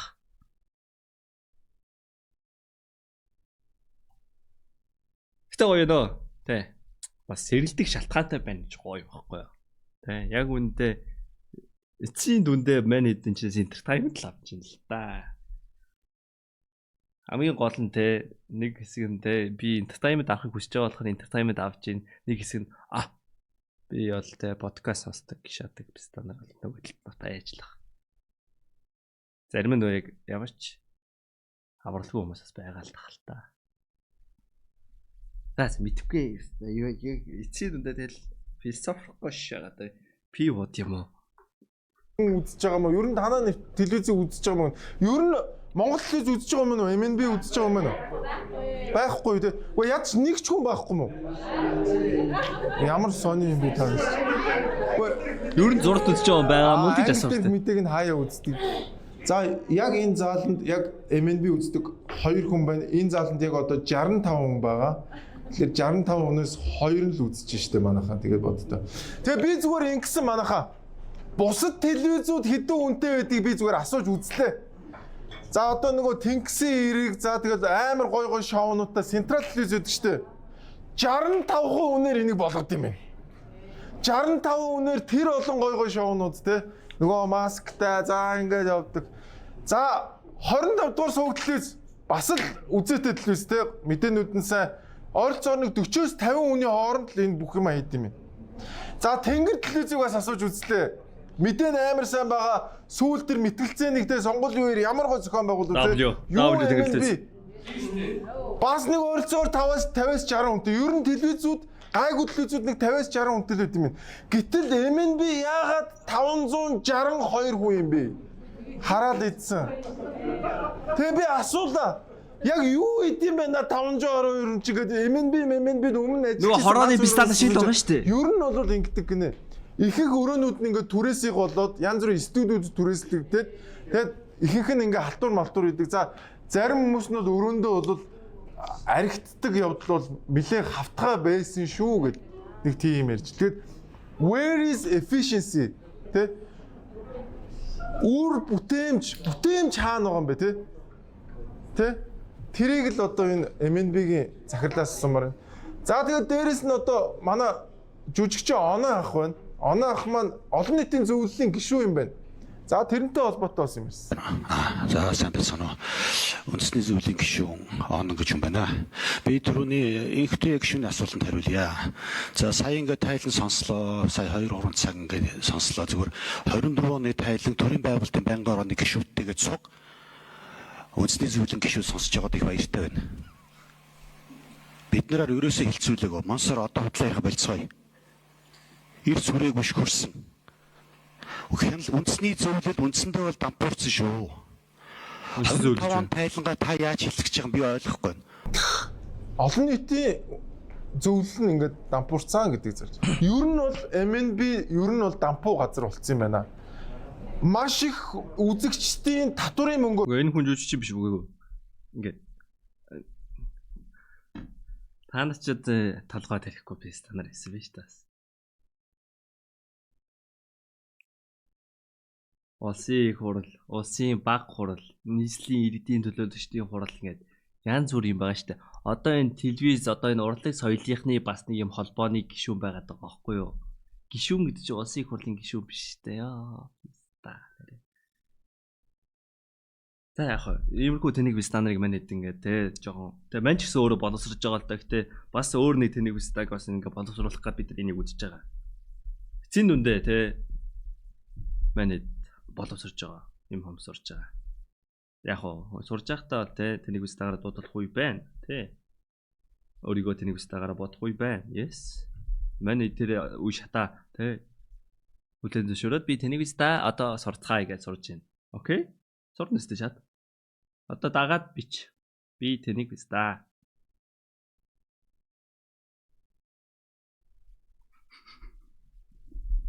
Сар болгон биднээс 1000 төгрөг авч байгаа. Дээрээс нь нэмэх нь 2500 юм уу тийм? Дээрээс нь нэмэх нь татвар төлөгчдийн мөнгөөр татаас авч байгаа. Нэмэх нь 50-60% үнэтэй ажиллаж байгаа хувийн телевизүүдтэйгээ өрсөлдөөл реклам аваад байгаа. Тэгсэн мөртлөө л харж чадахгүй байгаа. Би бас нэг тоо хэлээ манайхаа. Мэн ч гэсэн мэдэхгүй те. Тэгээ мэн та сараар сурах үе байна штэ. Мэн бол өөсө тэнийг бистаа гэдгээсээ те. Мэн ухаантай, мэн толгойтой, потенциалтай бистаа. Гэтэ одоо байгаа маань тэнийг бистаа гэдэг мэн хүлээж өрөөл юм сурдсан штэ. Тэгээ мэн тэнийг бистаагаас ерөө санаа зовдгоо. Тэгээ хай тэнийг юм ярина угаасаа. Үн чи ингээд өөрчлөгдөн штэ. Хувьсан өөрчлөлтөнд сайжирна.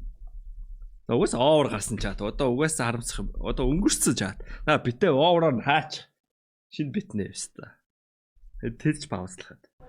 Хүүхдүүдэд өв уламжлалыг хамгийн сайн түгээж байгаа нэгэн контент байдаг. Мөнх дуух гэдэг. MNB мөнх дуух шиг нэг ч контент байхгүй. Мөнх дуух хэдүүлээ ажлыг та нар мэдгүй. Хориулаа. Ерөөсөө 7 хүн. Арайгүй тэ. Долуулахнаа тэр мөнх дуухыг хийж байгаа. Долуулахнаа тэр дампчаан оюун те.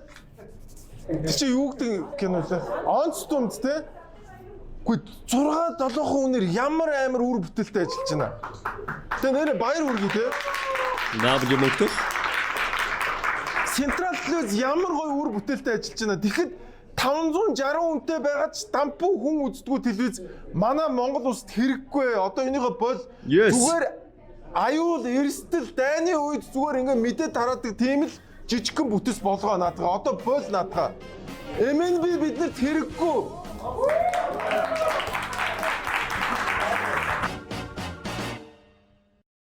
Монголын үндэсний телевиз ойролцоогоор 2-3 өөр сувгтай, сувг болгон дээр өөр гэсэн програмтай, програм болгон дээр өөр гэсэн хэлээр өөр гэсэн.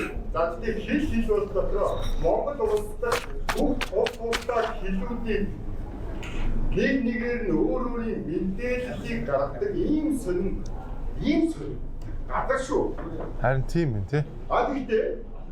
Гэхдээ энэ чиглэлээр нь муухай гэж харуулахаас илүү бид нар цөмөрөө яг ингээд тэр Монгол үндэсний тийм үү Монгол улсын үндэсний тэр Монгол тэр том телевизээр гарч байгаа контентуудыг цөмөрөө ажиллах юм бол би өөрөө одоо 10 жил хүч хийж байгаа юм.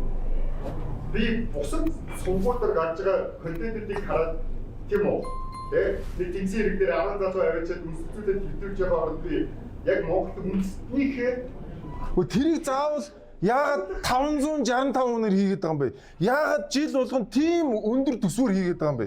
Яагаад одоо жишээлбэл чи харж байгаа үстэй. Манай weekly show-г 7 хоног болгон 100 гаруй мянган үзчихээн. 3 хүн л ажиллаж байна. Хамгийн гол нь энэ маш олон хүмүүст мэдээллийг хүргэж байгаа. Хүмүүс мэдээлэл дамжихгүй хүмүүст амарсаа хүргэж байгаа. Яагаад 562 хүн гэж яагаад хэдэн 100 тэр бумыг авч байгаа мөртлөө ийм үр бүтээлтэй ажиллаж байгаа. Үр бүтээлийн хамаардаг. Ерөөсөө тийм ээ. Чухал асуудал нь юу дээр гарч байгаа гэхээр чам хэн гэдгийг чи таниулж байгаа асуудал шүү дээ. Би үзэхгүй байгаа юм чи яах юм тэрийг? Би үзэхгүй хэний ч үзэхгүй юм хийчээ тэрийг тайнагаас суудаг чи ямар логик юм? Хэн ч үзэхгүй юм хийх юм бол бид нар тийм хийж мөнгө үрж яах юм? Тэгвэл чи би үдэж байгаа болохоор чи намайг хийж биш гэж хэлж байгаа юм. Дараа дуусгаад цаавал дараа нь хэлээ. Тэгээ гэж. Антимэ би угаасаа нэг тарлыг барьж яадаг шүү дээ. За манай нэг цогтуудаа биш хөө. Чиний хийж байгаа юм чинь чи хийж байгаа гэдэг чинь ямар нэгэн байдлаар чи тэрэндээ өтөл үнэмшлэлээд очиж хийж байгаа л үү дээ. Тэрийг хүн өмөөрхөн зөв шүү дээ.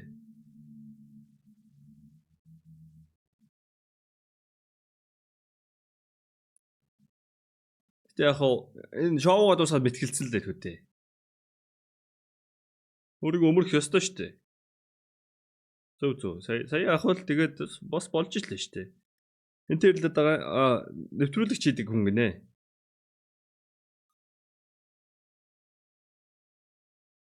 Бас нөгөө талаараа бас нөгөө хүн энэ ч сууж байгаа гоё л байна. Гэхдээ стил яаж нөө ямар тийм олон сувгтай мөвгтэй тийм олон хэлээр мэлээр юм хийж байгаа. Над хамаагүй шүү дээ. Би үзэхгүй юмнад л яагаад мөнгөтөл хий? Тийм үстэй. Би үзэхгүй, хинч үзэхгүй тэрний төлөө бид нар яагаад мөнгөтлөөд байгаа?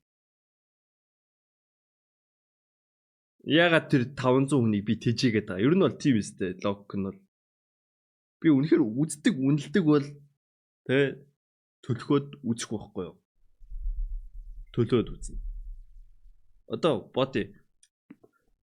Мэн одоо юу дээ? Одоо чи над дээр одоо ингэ саб авцсан байна. Чи ингэ надад дуртай болохоро чи $5 төлж байгаа байхгүй? Чи өөрийнхөө сонголтоор хийж байгаа. Би тэгсэн чинь та нарыг ямар ч сонголтгүй зөө. Та нар байтугай бүр ингэ захын одоо нөгөө манай эмээ хүтэл надад сар болгон $5 төлдөг байгаа бол яах вэ? Тэр хүмүүс надад уурлах ёстой яагаад надаас $5 аваад байгаа юм? Эми намайг үзэхгүй шүү дээ. Тэгснэ яагаад надаас $5 аваад байгаа юм? Би төлмөргүй байна гэж хэлэх хөхгүй юм ээ.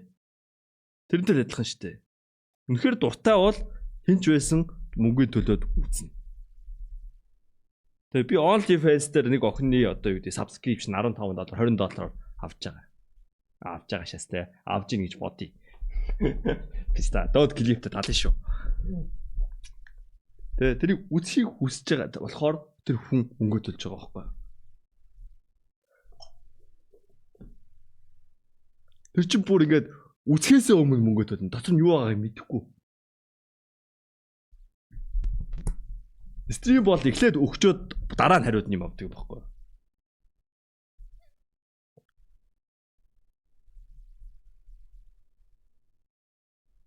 Монголчууд маань өвлийнхаа аялалд бүгд бэлтэж байгаа хаа. За тэгэхээр би та бүхэн нэг юм дотор бухар руугаа iTrip-тэй хамт аялаа. Байшин, такси гэд маш олон юм захиаж болох юм байна шүү. Тэгээд Сингапур, Малайзийн аяллаа хөтөлбөр байгаа юм байна. За дээрэс нь Вьетнамын Данang Натранг Фукок Хано гэсэн аяллаа хөтөлбөрүүд нөгөө хэн билээ нөгөө уфцаа тайлдаг уу? Яаж тэр мөрний зургийг тавиарай авста. Лалрын клипүүд гарах баха.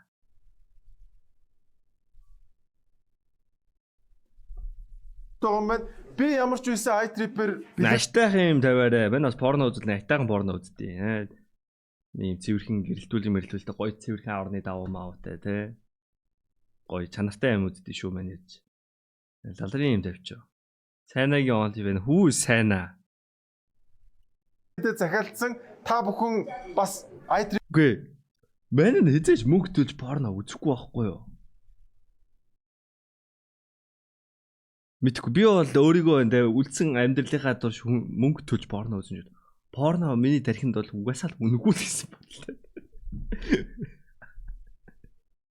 Ахнасаа чанартай гоё порног би үнэгүй үзсэн болов яагаад нэг унтлахын өрөөнөөс утсаараа бичлэг хийдэг охид би мөнгө төлөх юм бэ? Трипээр захиалаарай. Тэгээд амьдрал бол аялал юм аа. iTrip сонголт ботой байлаа мэн дорч үзсэн. Амраа ахын реклам над нөлөөсөн мэт iTrip руу орсон. iTrip дээр тэгтээ уус байхгүй лээ.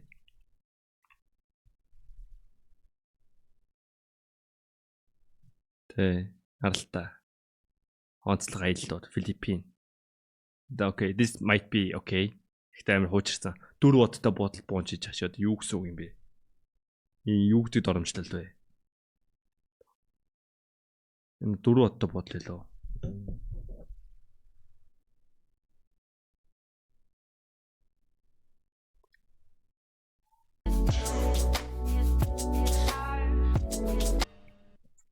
Энэ 7 хоногийн Physical Asia нэвтрүүлгүүд бүр үнэхээр гоё болсоо. Би баг 2-3 удаа уйлсан баха баг. Яа манай мэдхгүй нөө. Ямар лаг юм бэ? Би бүр үнэхээр бахархсан. Аюугаар айлхаа бид нөгөө Asia нэвтрүүлгийг Санжаа шоугийн Airplane-ээр ч орж үзсэн нэг. Тэмтэй яриач. Явмаар газар бол яг 50 солонгосын эсрэг 50 одоо Монгол тамирчныг оролцуулаад ингээд ийм одоо шоу те эсвэл ийм тусгай ийм улирлыг хийя гэдэг тийм төсөл боловсруулад тэгээд одоо яг нэвтрүүлгийн одоо production баг руу одоо хүсэлтэд аль биесээр өгч ирсэн л та. Тэгээд ер нь 2-3 сарын хугацаанд бол хариу ирэхгүй байжгаад тэгээд нөгөө хойноос нь олон удаа залгаж олон удаа имэйл бас фоллоу up хийсний тий хөөцөлдсөний өвчнөд бид нар руу ирээд холбогдож исэн. Найруулагчтай одоо яг энэ төслийн яг жинхэнэ санаачлагч тэр хүн маань сая нэг 3-4 хоногийн өмнө бас сошиал дээр нэг яриа өгсөн байсан л та анх удаа. Тэгээд тэрэн дээр бол ингээд сэтгүүлчдийн нөгөө тий оролцогчдоо хэрхэн сонгосон бэ гэдэг асуултан дээр болохоор яг бусад 7 улс бол яг солонгосын продакшн зүгээс ингээд оролцуулаад ингээд юмаа тавиад явж исэн. Монголын одоо хувьд бол арай онцлогтой те манай Spark агентлаг би болон манай Spark агентлагын бол төрүүлж одоо холбогдоод төрүүлж одоо санаачлагаа тавиад ийм төсөл байна те ингээд та бүхэнтэй ингээд хамтарч ажиллаж болох уу гэдэг ийм санаа хэлж исэн гэдэг одоо Жан Хогийн бол өөрөө сошиал хуудсан дээр бол тавьсан байлаа. За ингээд ямар ч бас монголчууд маань амбицтай байсан биз дээ те. Ормоор байна гэдэг те. That guy. За тэгээд энэ нэвтрүүлгийн цаана бас дахиад яг нэвтрүүлэг дээр гарахгүй байгаа ч гэсэн тэнцээ ингээд одоо сэлгээний суудалд сууж ирсэн хэд хэдэн хүмүүс бас байсан. Тэгээд маш олон хүмүүсийн дэмжлэгтэйгээр энэ нэвтрүүлэг маань бас бий болж байгаа юм байна лээ. Тэгээд монголчуудаараа маш их бахархаж байгаа. Мандны ийм санаа орж ирсэн. Хий сим гэдэн штэ. Энийг яач монголчлох вэ? Тэгээ би бол тэр их шахарч тэнийг шаажаас тээ. Хамгийн гоё орчуулга юу вэ? Тэгээ тэр бол тэр гэх юм уу? Өнөөх чинь би. Тэгээ өнөөх гингүүд нэг хойсос очоос тээ. Бас нөгөө тал жоохон бооч бооч юу? Өнөөх гэвэл гой сонсдохгүй нөө. Гэнч. Гүү энэ normalize хийдэлэн шааштай.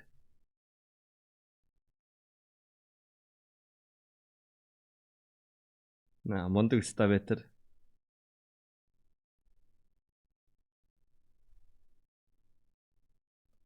Physical мондөг стана. Залуучуудтай бүгд дахиад нэг амжилт хүсье. Дараа оны дугаарыг тийсэн ята үлээж байна. Шүүгийн дөрөвт орсон байж та манайгаа энэ. Тэгэхээр дээр үе сонсож байна. Үгүй. Буцаж. Нормалаа сийгдэж штэ. Юун дээр яг уйлцсан шүү. Наа чи нэрээс орчин үе сонсохгүй таастай. Амар гойс. Яа тэр нэг олсон дээр тийм гэдэг үг чинь тийм орчин үе юм биш штэ. Амар гоё байсан шүү. Тэгээ баярлалаа. Өнөөх байхгүй яг. Уулнаа. За явж нөгөө мө төсөн маань арай гэж нэг юм батлагдлаа. Сар гаруй хугацаанд үргэлжилсэн Монгол Ардын намын даргын зодоо намжиж төсөв батлах үйл ажиллагааг хурдлуулж байнгын хороо дор өгсрүүлэн хилэлцсэний үр дүнд 2026 оны төсвийг эцлэн батлах хугацаанаас 2 хоногийн өмнө улсын хурал баталлаа. За энэ дунд багш нарын цалин ахмадуудын тэтгэврийг нэмэхийн тулд төсөвт 1.1 их 80 төгрөгийн хэмнэлтийг хэллээ. За мөн үнэтэй дүйцэх хэмжээний буюу 1 их 80 төгрөгийн төсөл арга хэмжээг зарчимгүйгээр батлаад байгаа юм а. Төсвийн хуулийг засгийн газраас өргөн барихтаа их хурал дээр хилцэхдээ хуульд нийцүүлж үр дүнд чиглэсэн байдлаар ажиллах хэрэгтэй. Нэг бүр анхааруулж хэлмээр. Өргөн барьсан төсвийн төсөл дээр жилийн хөгжлийн төлөвлөгөөтэй уялдаагүй 77 тэрбум төгрөг. Зураг төсөл тэзүүгүй 196 тэрбум. Санхүүжилтийг хэрэгжүүлэх хугацаатай нь уялдуулаагүй 409 тэрбум төгрөг. За нэг иймэрхүү төсөв. Тэгээд өөр бас гишүүдийн яриануудыг сонссон. Ер нь зүгээр миний зүгээр ойлгосноор бол шүү дээ нэг юм 70 нөхөөстэй дээл гэж юм байдаг шүү дээ. Ингээ нэг юм арай гэж ингээ бөө нөхөөс хийж нэг арай гэж нэг одоо төсөө баталсан юм шиг байна. Би бол тэгж бодгцсан. Нөгөө өнгөрсөн 7 хоногт хэлжсэн бушуу туула бориндоо бас тэ өчнөө жигсаал мэгсаал тэгээ намын зодоо модоны дундуур зүгээр за ямар ч байсан юу ч байсан хамаагүй баталж ийл гэдэг ийм одоо юмар явсан баг. Тэгээд зүгээр надад ингэж бодгцсан. Нэг 2-3 сарынхаа ямиг төлөвлөж чадахгүй байгаа хүмүүс. Энд чинь жилийн төсөв чинь хамгийн чухал шүү дээ.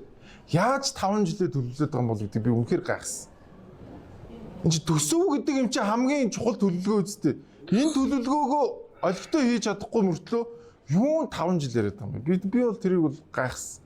За ингээд бас төсвийн хүлээлтүүд байсан хүмүүсээс аж ахуй нэгжүүл татвар буулгаасаа гэж бодож ирсэн.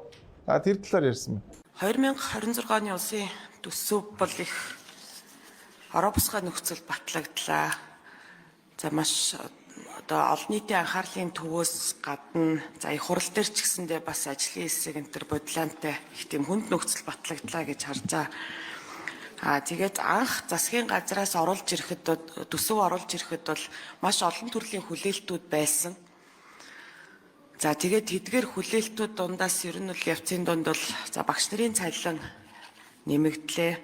За эмчнэрийн цалин дээр бас шийдлүүд гарлаа.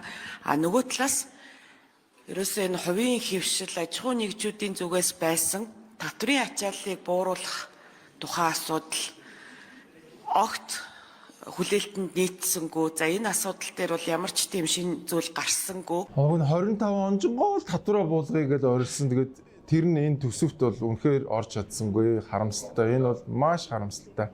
За дээрэс нь нийслэл хот чи одоо өнгөрсөн жил 500 сая долларын бонд босгосон. За дахиад бонд босгоно гэдээ ороод ирчээ. За Улаанбаатар хот нийслэл бол одоо сүүлийн 2 жил бол мөнгөөр туйлж байгаа. Сүүлдээ бүр одоо хэдэн их найдаар зам байрна 1 км замыг хичнээн тэрбумаар барина гэж сууж байгаа газраа. За одоо сүүлдээ болохоор бүр одоо урд хөршөөс Хятад улсаас хагас коксчих түлш 200 гаруй тэрбум төгрөгөөр импортлаа суулж байгаа ийм газраа. Тэгэхэд одоо нийслэл дээр ахиж ийм бонд гаргаад 275 тэрбум төгрөгийн бонд гаргаад сууж их хэрэг байдаг юм уу? Энэ одоо хаанаас бас яагаад ороод ирсэн юм бэ? За ингээд ерөөсө бонд гаргадаг л болчиход байгаа манай дарга нар. Зээл гэсэн үг шүү дээ бонд гэдэг чинь. Зээл тавиал одоо ингээл та бүхэн санаж нь энэ нэг автобусны жолооч одоо түүхийн ажилтаа хоёрын цалин нэмснээс бол ингээл нийгмийг хамарсан бөөн ажил хаялт маялт болж байгаа шүү дээ. Тэгээ одоо авгүй бол хөргий тэр нөгөө 3 сая 500-ийнхаа цалин тавьж чадхаа бол одоо дахиад одоо бонд усгын үр тавиал гэдэг юм ороод ирсэн юм шиг. Нэг Улаанбаатар хот бол нэрнгээс үнэхээр мөнгөөр туйлж байгаа шүү. Бүх боржуурнуудаа боржин болгоол тий. Чи одоо ямар шаардлага. За ингээд энэ 7 хоногт бол нэг иймэрхүү одоо ноорхо төсөв орж ирсэн. За тэгээд энэ төсвийн ямар ч байсан нэг батламар аядлаа. За тэгээд дээрэс нь энэ төсвөөр цалинждаг жоохтой төсвийн мөнгийг паразиталдаг бас одоо аймагуд байд юм. Тэр талаар бас мэдээ гарчээ. Айлын хүүхдүүд насанд хүрсэн бол үрх гэрээсээ тусгаарлаж тусдаа гардаг. За үүний адилаар насанд ч хүрээгүй, хүрдэггүй, за тусдааж гардаггүй, санхүүж тусгаарлагддаггүй 12 аймаг одоо хэрнэ улсын төсвөөс дэмжлэг авсаар байгаа юм а. Аймгийн төсвөө бүрдүүлж чаддаггүй эдгээр аймгийн иргэдийн авч байгаа цалин хамгийн багаар үнэлэгддэг. Тиймээс аймгаасаа дайжих болсныг хэд хэдэн статистик мэдээлэл харуулж байна. Улсын төсвөөс санхүүгийн дэмжлэг авдаг 12 аймаг бий. За тэд жилд дунджаар 4.8-аас 38 тэрбум төгрөг хүртэ.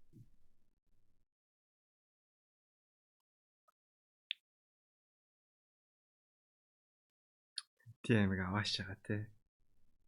Бас хамгийн их нь байх юм бол шүүгүй юм байна. За хөвсгөл яагаад улсаас мөнгө аваад байгаа юм? Улаанбаатарчууд үстэй жил болгон төвсөлд очиж мөнгөө зутгадаг үстэй.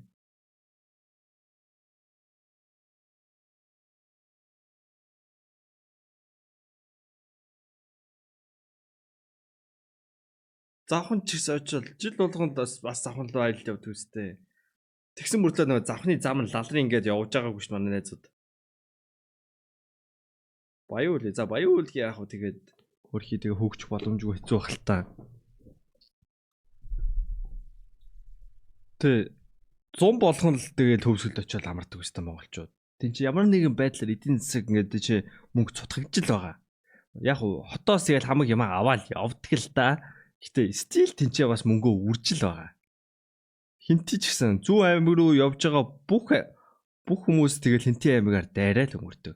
Хинти аймаг бол тэгэл тэ дандаа л нөгөө ерөнхий сайд ерөнхийлөгч хоёрын нутаг үл юу лээ. Улсаас дандаа л амар их мөнгө аваад байгаа. Тиймэрхүү би бол зөндөө сонсч байсан. За тэр захын аймагуд бол баян үйл хийдэр жоохон хэцүү л ах. Тэг завхан луу тэгэл завхан уус муус руу тэгэл хамгийн их аялал зуушилтай газрууд өстэй.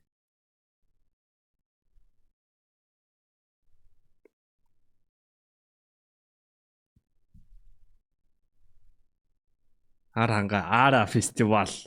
Yes. Сайхнаас л та. Тэгээ баруун аймагуд руу явж байгаа бүгдээрээ дар хангаагаар дайрж явдаг үстэй.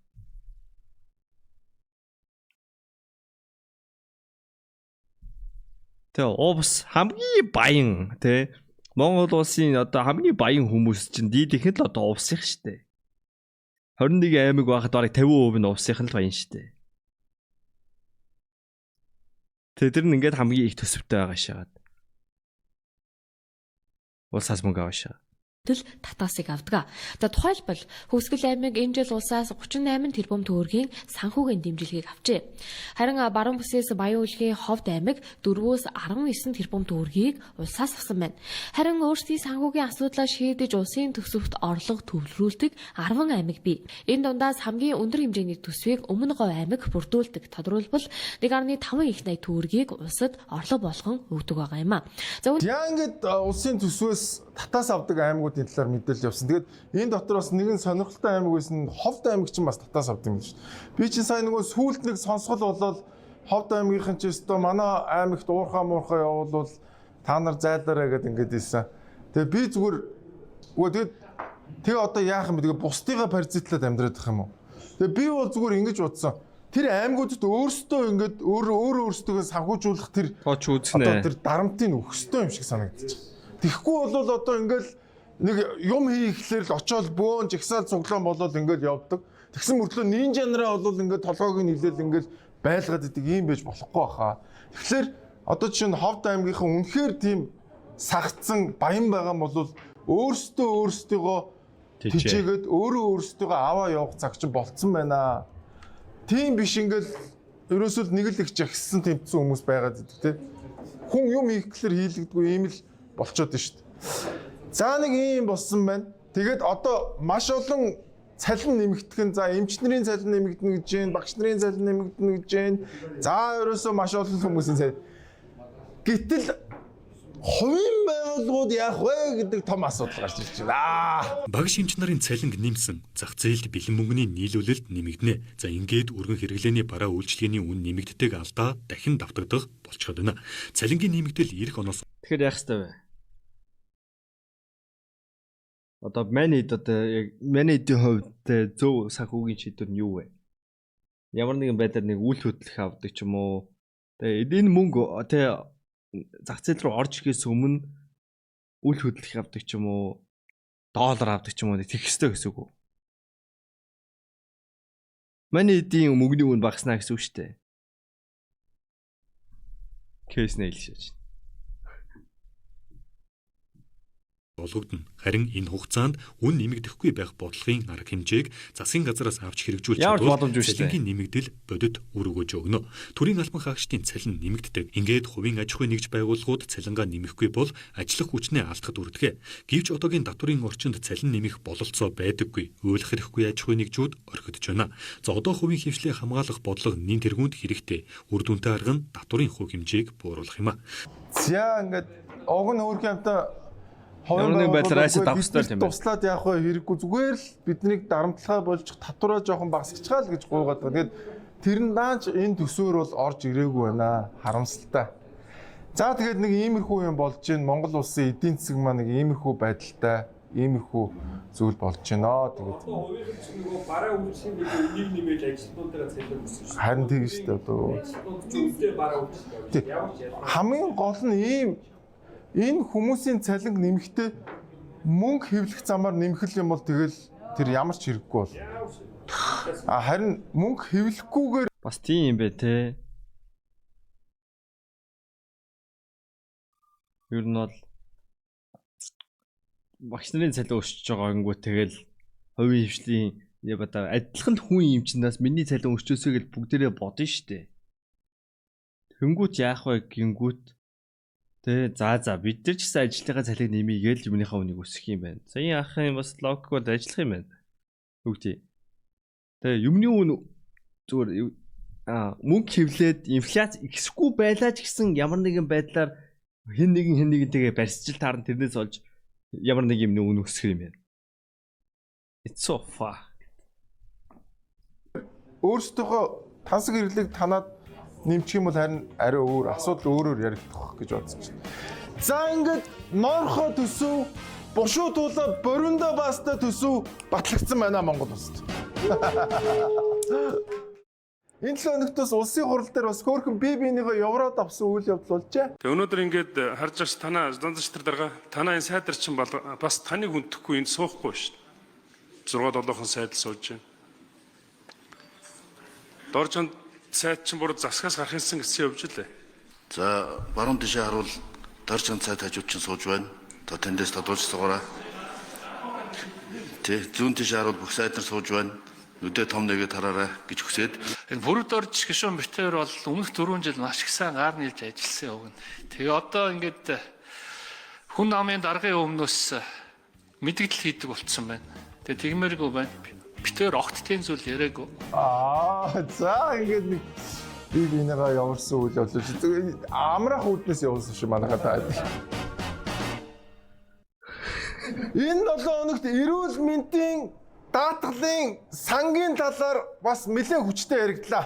Эрүүл мэндийн даатгалын сангийн алдагдал хэдэн 10 тэрбумаар биш хэдэн 100 тэрбумаар хэмжигдэх болсон. Энэ нь сангийн хөрөнгийг завшсан байж болзошгүй асуудал үүссэн байна. Иймд өнөөдрийн засгийн газрын хуралдаанаар эрүүл мэндийн даатгалын ерөнхий газрын даргаыг сольж томиллоо. Шинэ даргад эрүүл мэндийн даатгалын сангийн үр төлбөрийг барагдуулах хөрөнгө завшсан байж болзошгүй. Юу гэсэн үг юм бэ? Нэг дарга нь завшаад дуусангууд нь дараагийн дарга нь даргаа завшигээ тавьж байгаа юм ба. Яг энэ юу энэ яадаг логик вэ? Тэр хүний шалгаа шийдэхгүй юм ядаж. Тийм биз дээ. Шинэ хүн дарга болчоод яах вэ? Тэр хүн тэгэл одоо дараагийн шинэ завчааг хийнэ үстэй.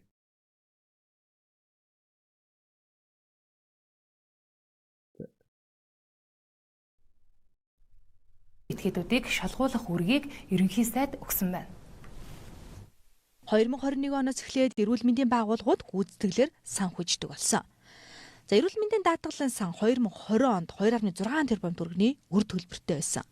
Харин эрх зүйн орчин шинжлэгдсэн ч эрүүл мэндийн даатгалын сангийн үр төлбөр жилээс жилд нэмэгдэж сан дампуурлын ирмэгт иржээ. 2021 онд 264 тэрбум. Яаж энэ сан дампуураад байгаа юм бэ? Хүн болсноос хүчээр авсан тэгсэн мөртлөө хүн болгон эрүүл мэндийн үйлчлэгээ авч чадахгүй байгаад яаж дампуураад байгаа юм бэ? Тийм үстэй.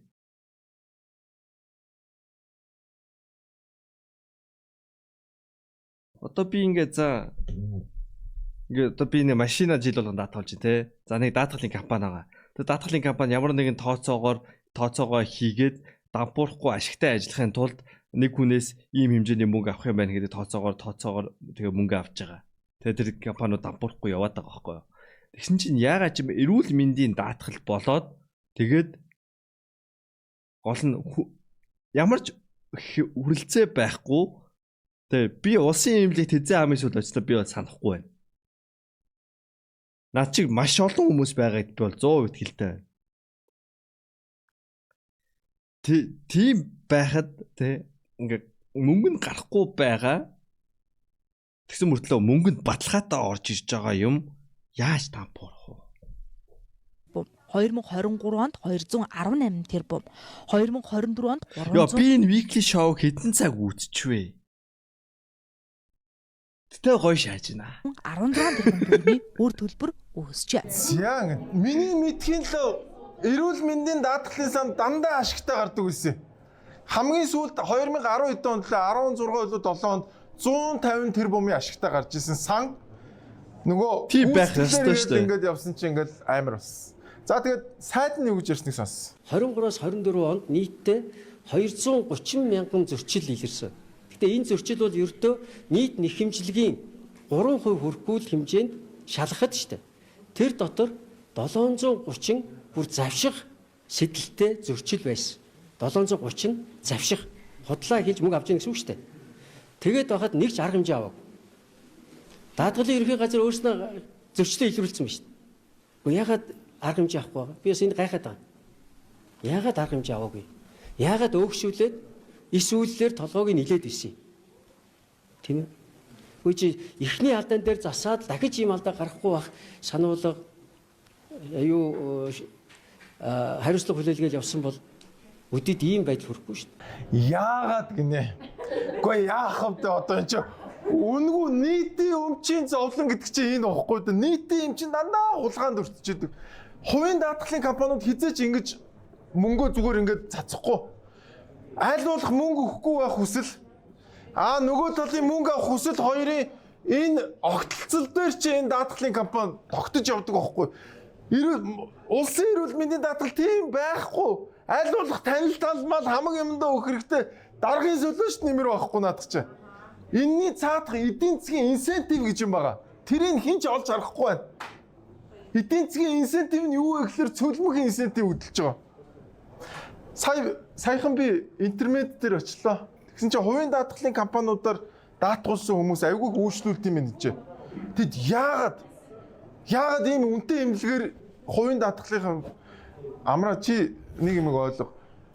Хүн нь өвдчүүл тэд нар илүү их мөнгө гаргана. Тийм учраас байнгын урьдчилсан үзлэгт оруулт юм над хувийн компаниуд чинь. Энэ ямар даатгалч гэнэ үү? Миг за тэгэл тэр амьдралын даатгал юу гэж гэнэ амар олон. Манай ээж асарын сая сүүлд интернет орсон. Тэгсэн чинь харин хүмүүс даатгалаар хэмжлүүлдэг болсон. Даатгалаа хийлгээрээ энэ төргээд тэгэх юм бол хямдхан шүү дэргээд тэгсэн мэл.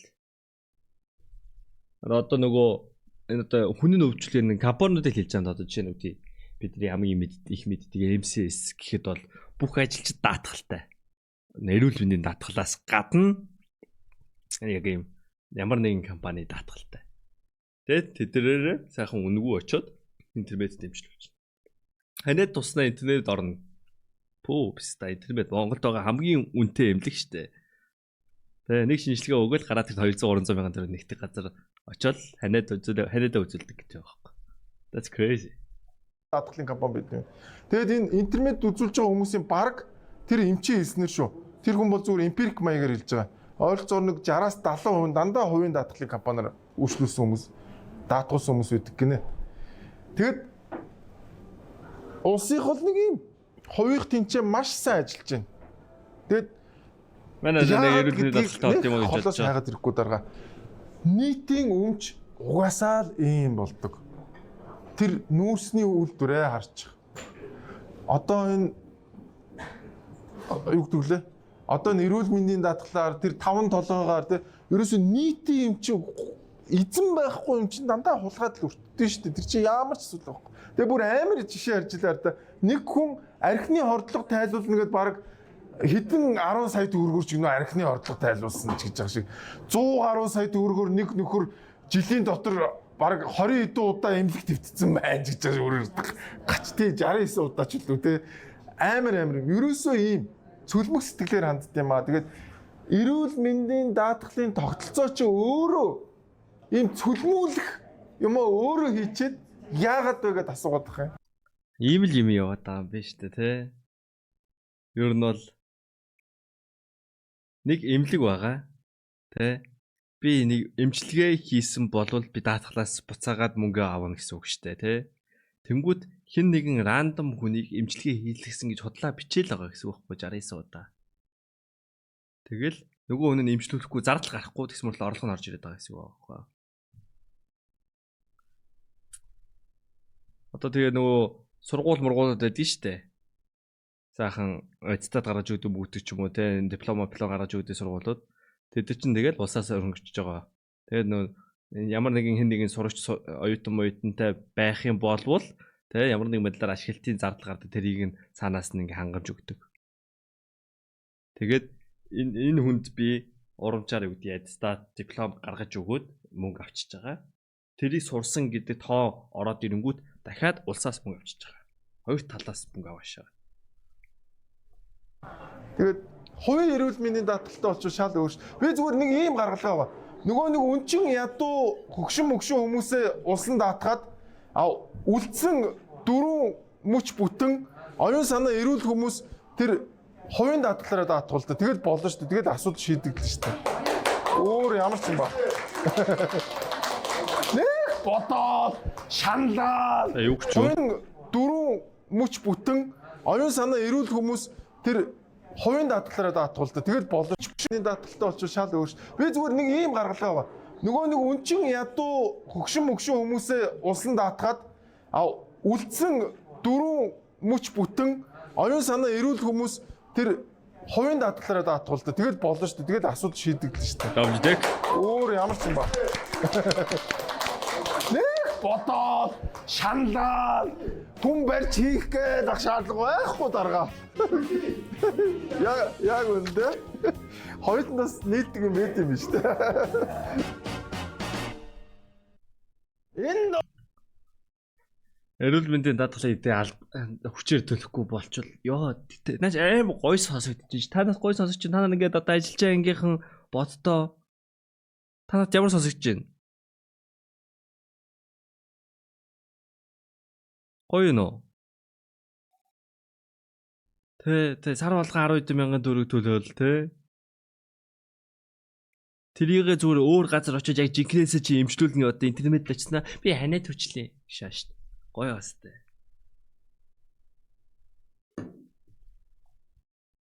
Оногт Батнайрамд дарга мэдгэл хийж аа. Өнөөдөр та бүхэнд бас зарлаж байгаа зүйл маань одоо хинэ шалгах төр хороо өөрөө хуулийн хугацаанд бол 6 сараар байгуулагддаг.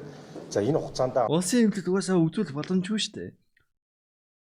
Улсын эмнэлэгтээ гэмтэл дээр хотголуулсан цусаа алдаж байгаад очролдог газар шүү дээ. Just imagine. Тэгээ ингээ толгоогоо хах шалгацсан нэг ах ингээ зогсчод их шаасан миний урд байс та. амжиж бид нэр тэр очронд шөнийн 4 цаг үед лөө. Одоо төр хорооны сонсгол зохион байгуулах хэвээр. За мөн би зүйл яагаад гэмтэл орлоо? Нэр улсын эмнэлэг нэг орсон юм биш үү?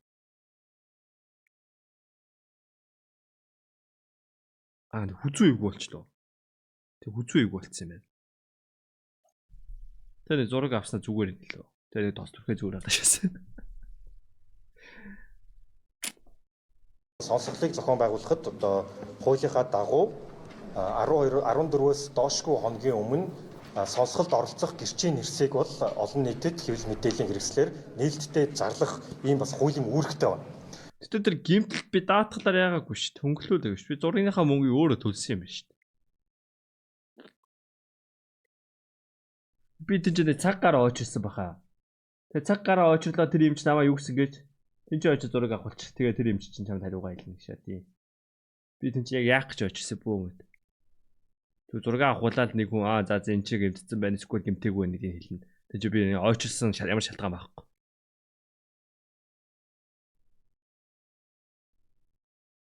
Үзлэгийн юмч яг надаас юу ч онцлоогүй зүгээр надаа өрөө зааж өгөх гэж намаа очирлуулсан гэжээс. Тэгэхээр яг энэ үүргийнхаа дагуу өчигдөр хянаш шалгах төр хороо хуралдаж за төр хорооны сонсголыг за энэ 12 сарын 8-наас 12-ны хооронд зохион байгуулахаар одоо тогтоолоо баталсан. Тэгэхээр одоо энэ ирэх 12 дугаар сарын 8-наас 12-ны хооронд оюу толгойн асуудлаарх одоо төр хорооны сонсгол зохион байгуулагдана. За энэхүү сонсголд тэр нэг бүртгэлийн ажилтан л юм байна л да. Бас нэг хийгээд байгаа юм байна. Хин гэдэг нэртөө тэгэл усаас мөнгө авчиж байгаа юм ш тэр хүн. Тэр одоо имлэг. Тэ гүйцэтгэлээр болохоор. Тэ миний гэрээ хаяг маяг хамаг юмны мэдээлэл аваад байсан. Бүртгэл хийж байгаа юм шүү дээ. Нэг хүнд үйлчлэлцэн гэдэг тоо нэмэгдчихэж байгаа байхгүй.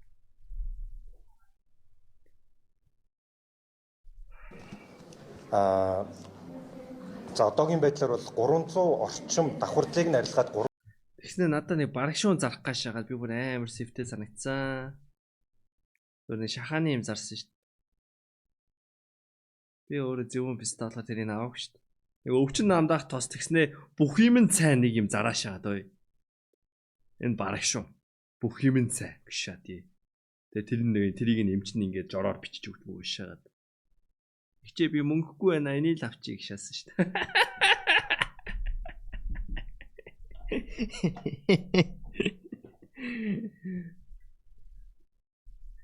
300 орчим одоо хүмүүс болон албан тушаалтан за хуучин албан тушаалтнуудыг бол сонсголын одоо гэрчээр бид бүхэн зарлаж байна.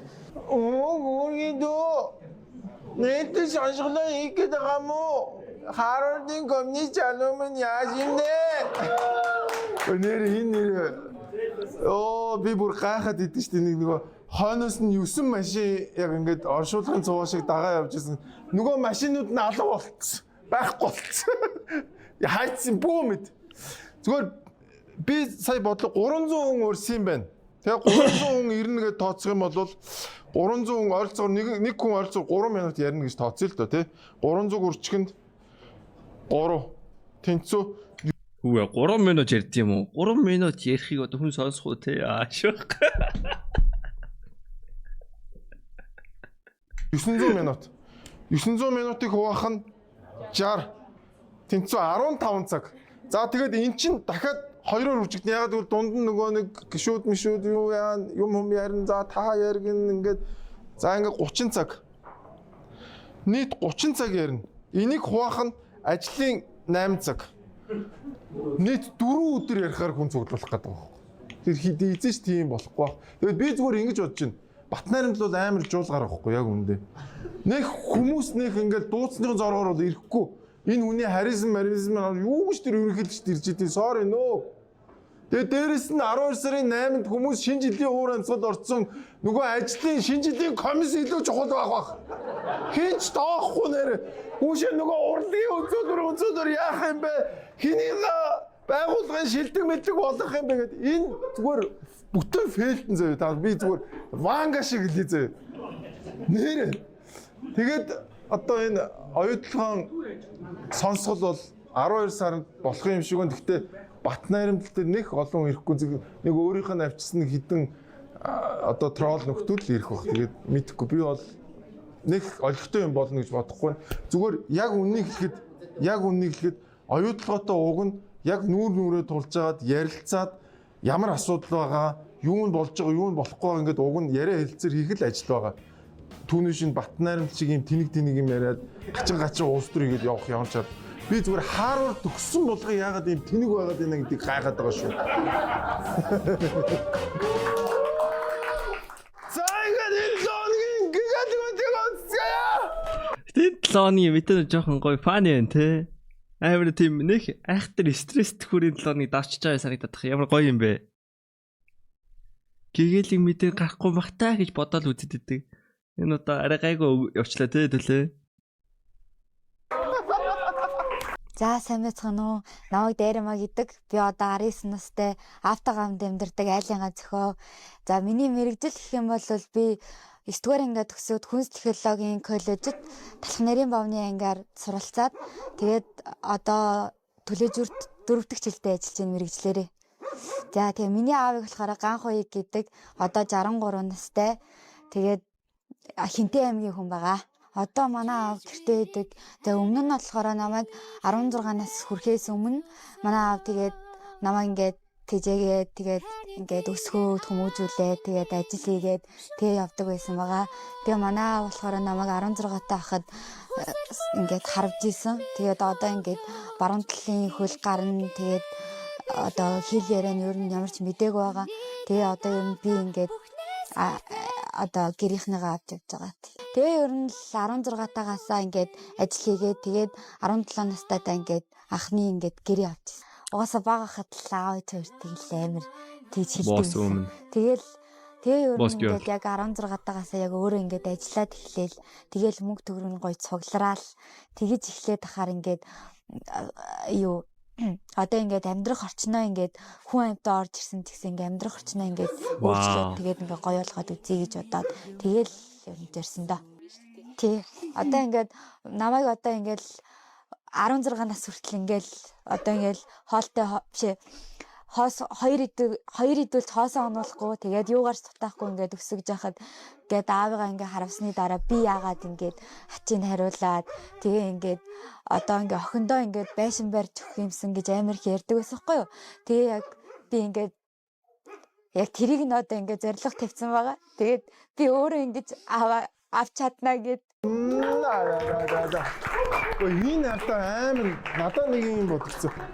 Энэ ямар лаг охин бэ те 16 настай багт нь аав нь харваад тэгээ хэвтэрт багт нь өөрөө ажил хийгээд тэгээ бууцны цех мэх гээд ингээд амар олон газар ажиллаад тэгээ одоо бол ажиллаж байгаа. Одоо төлөөшүүд ажиллана. Төвслэс шүүрс шүү манайхан.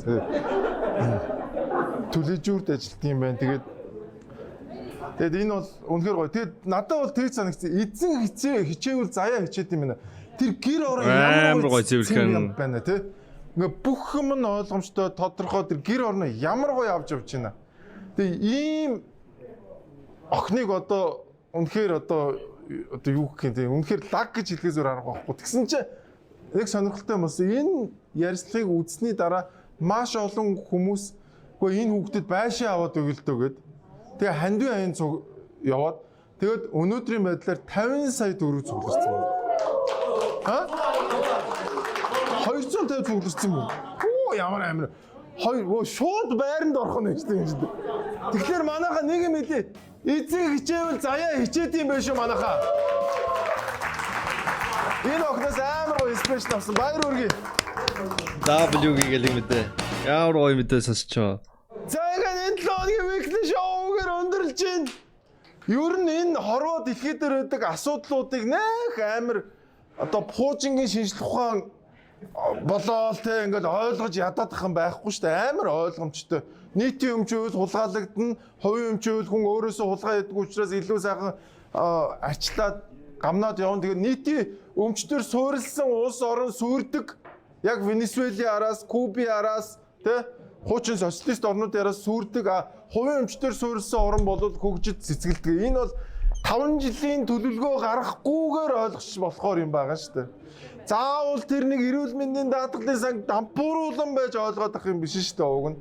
Тэгээд бүгдээрээ зах зээлээ чөлөөлье. Хувийн өмчтөр суурилсан эдийн засгт бол амраас weekly show-да баярлалаа. Дараа нь дэрэг болцсон. Дараа нь зөөцөө. Тэс одохгүй сургуулийн төлбөрөө өгсөн гэдэг тэгээд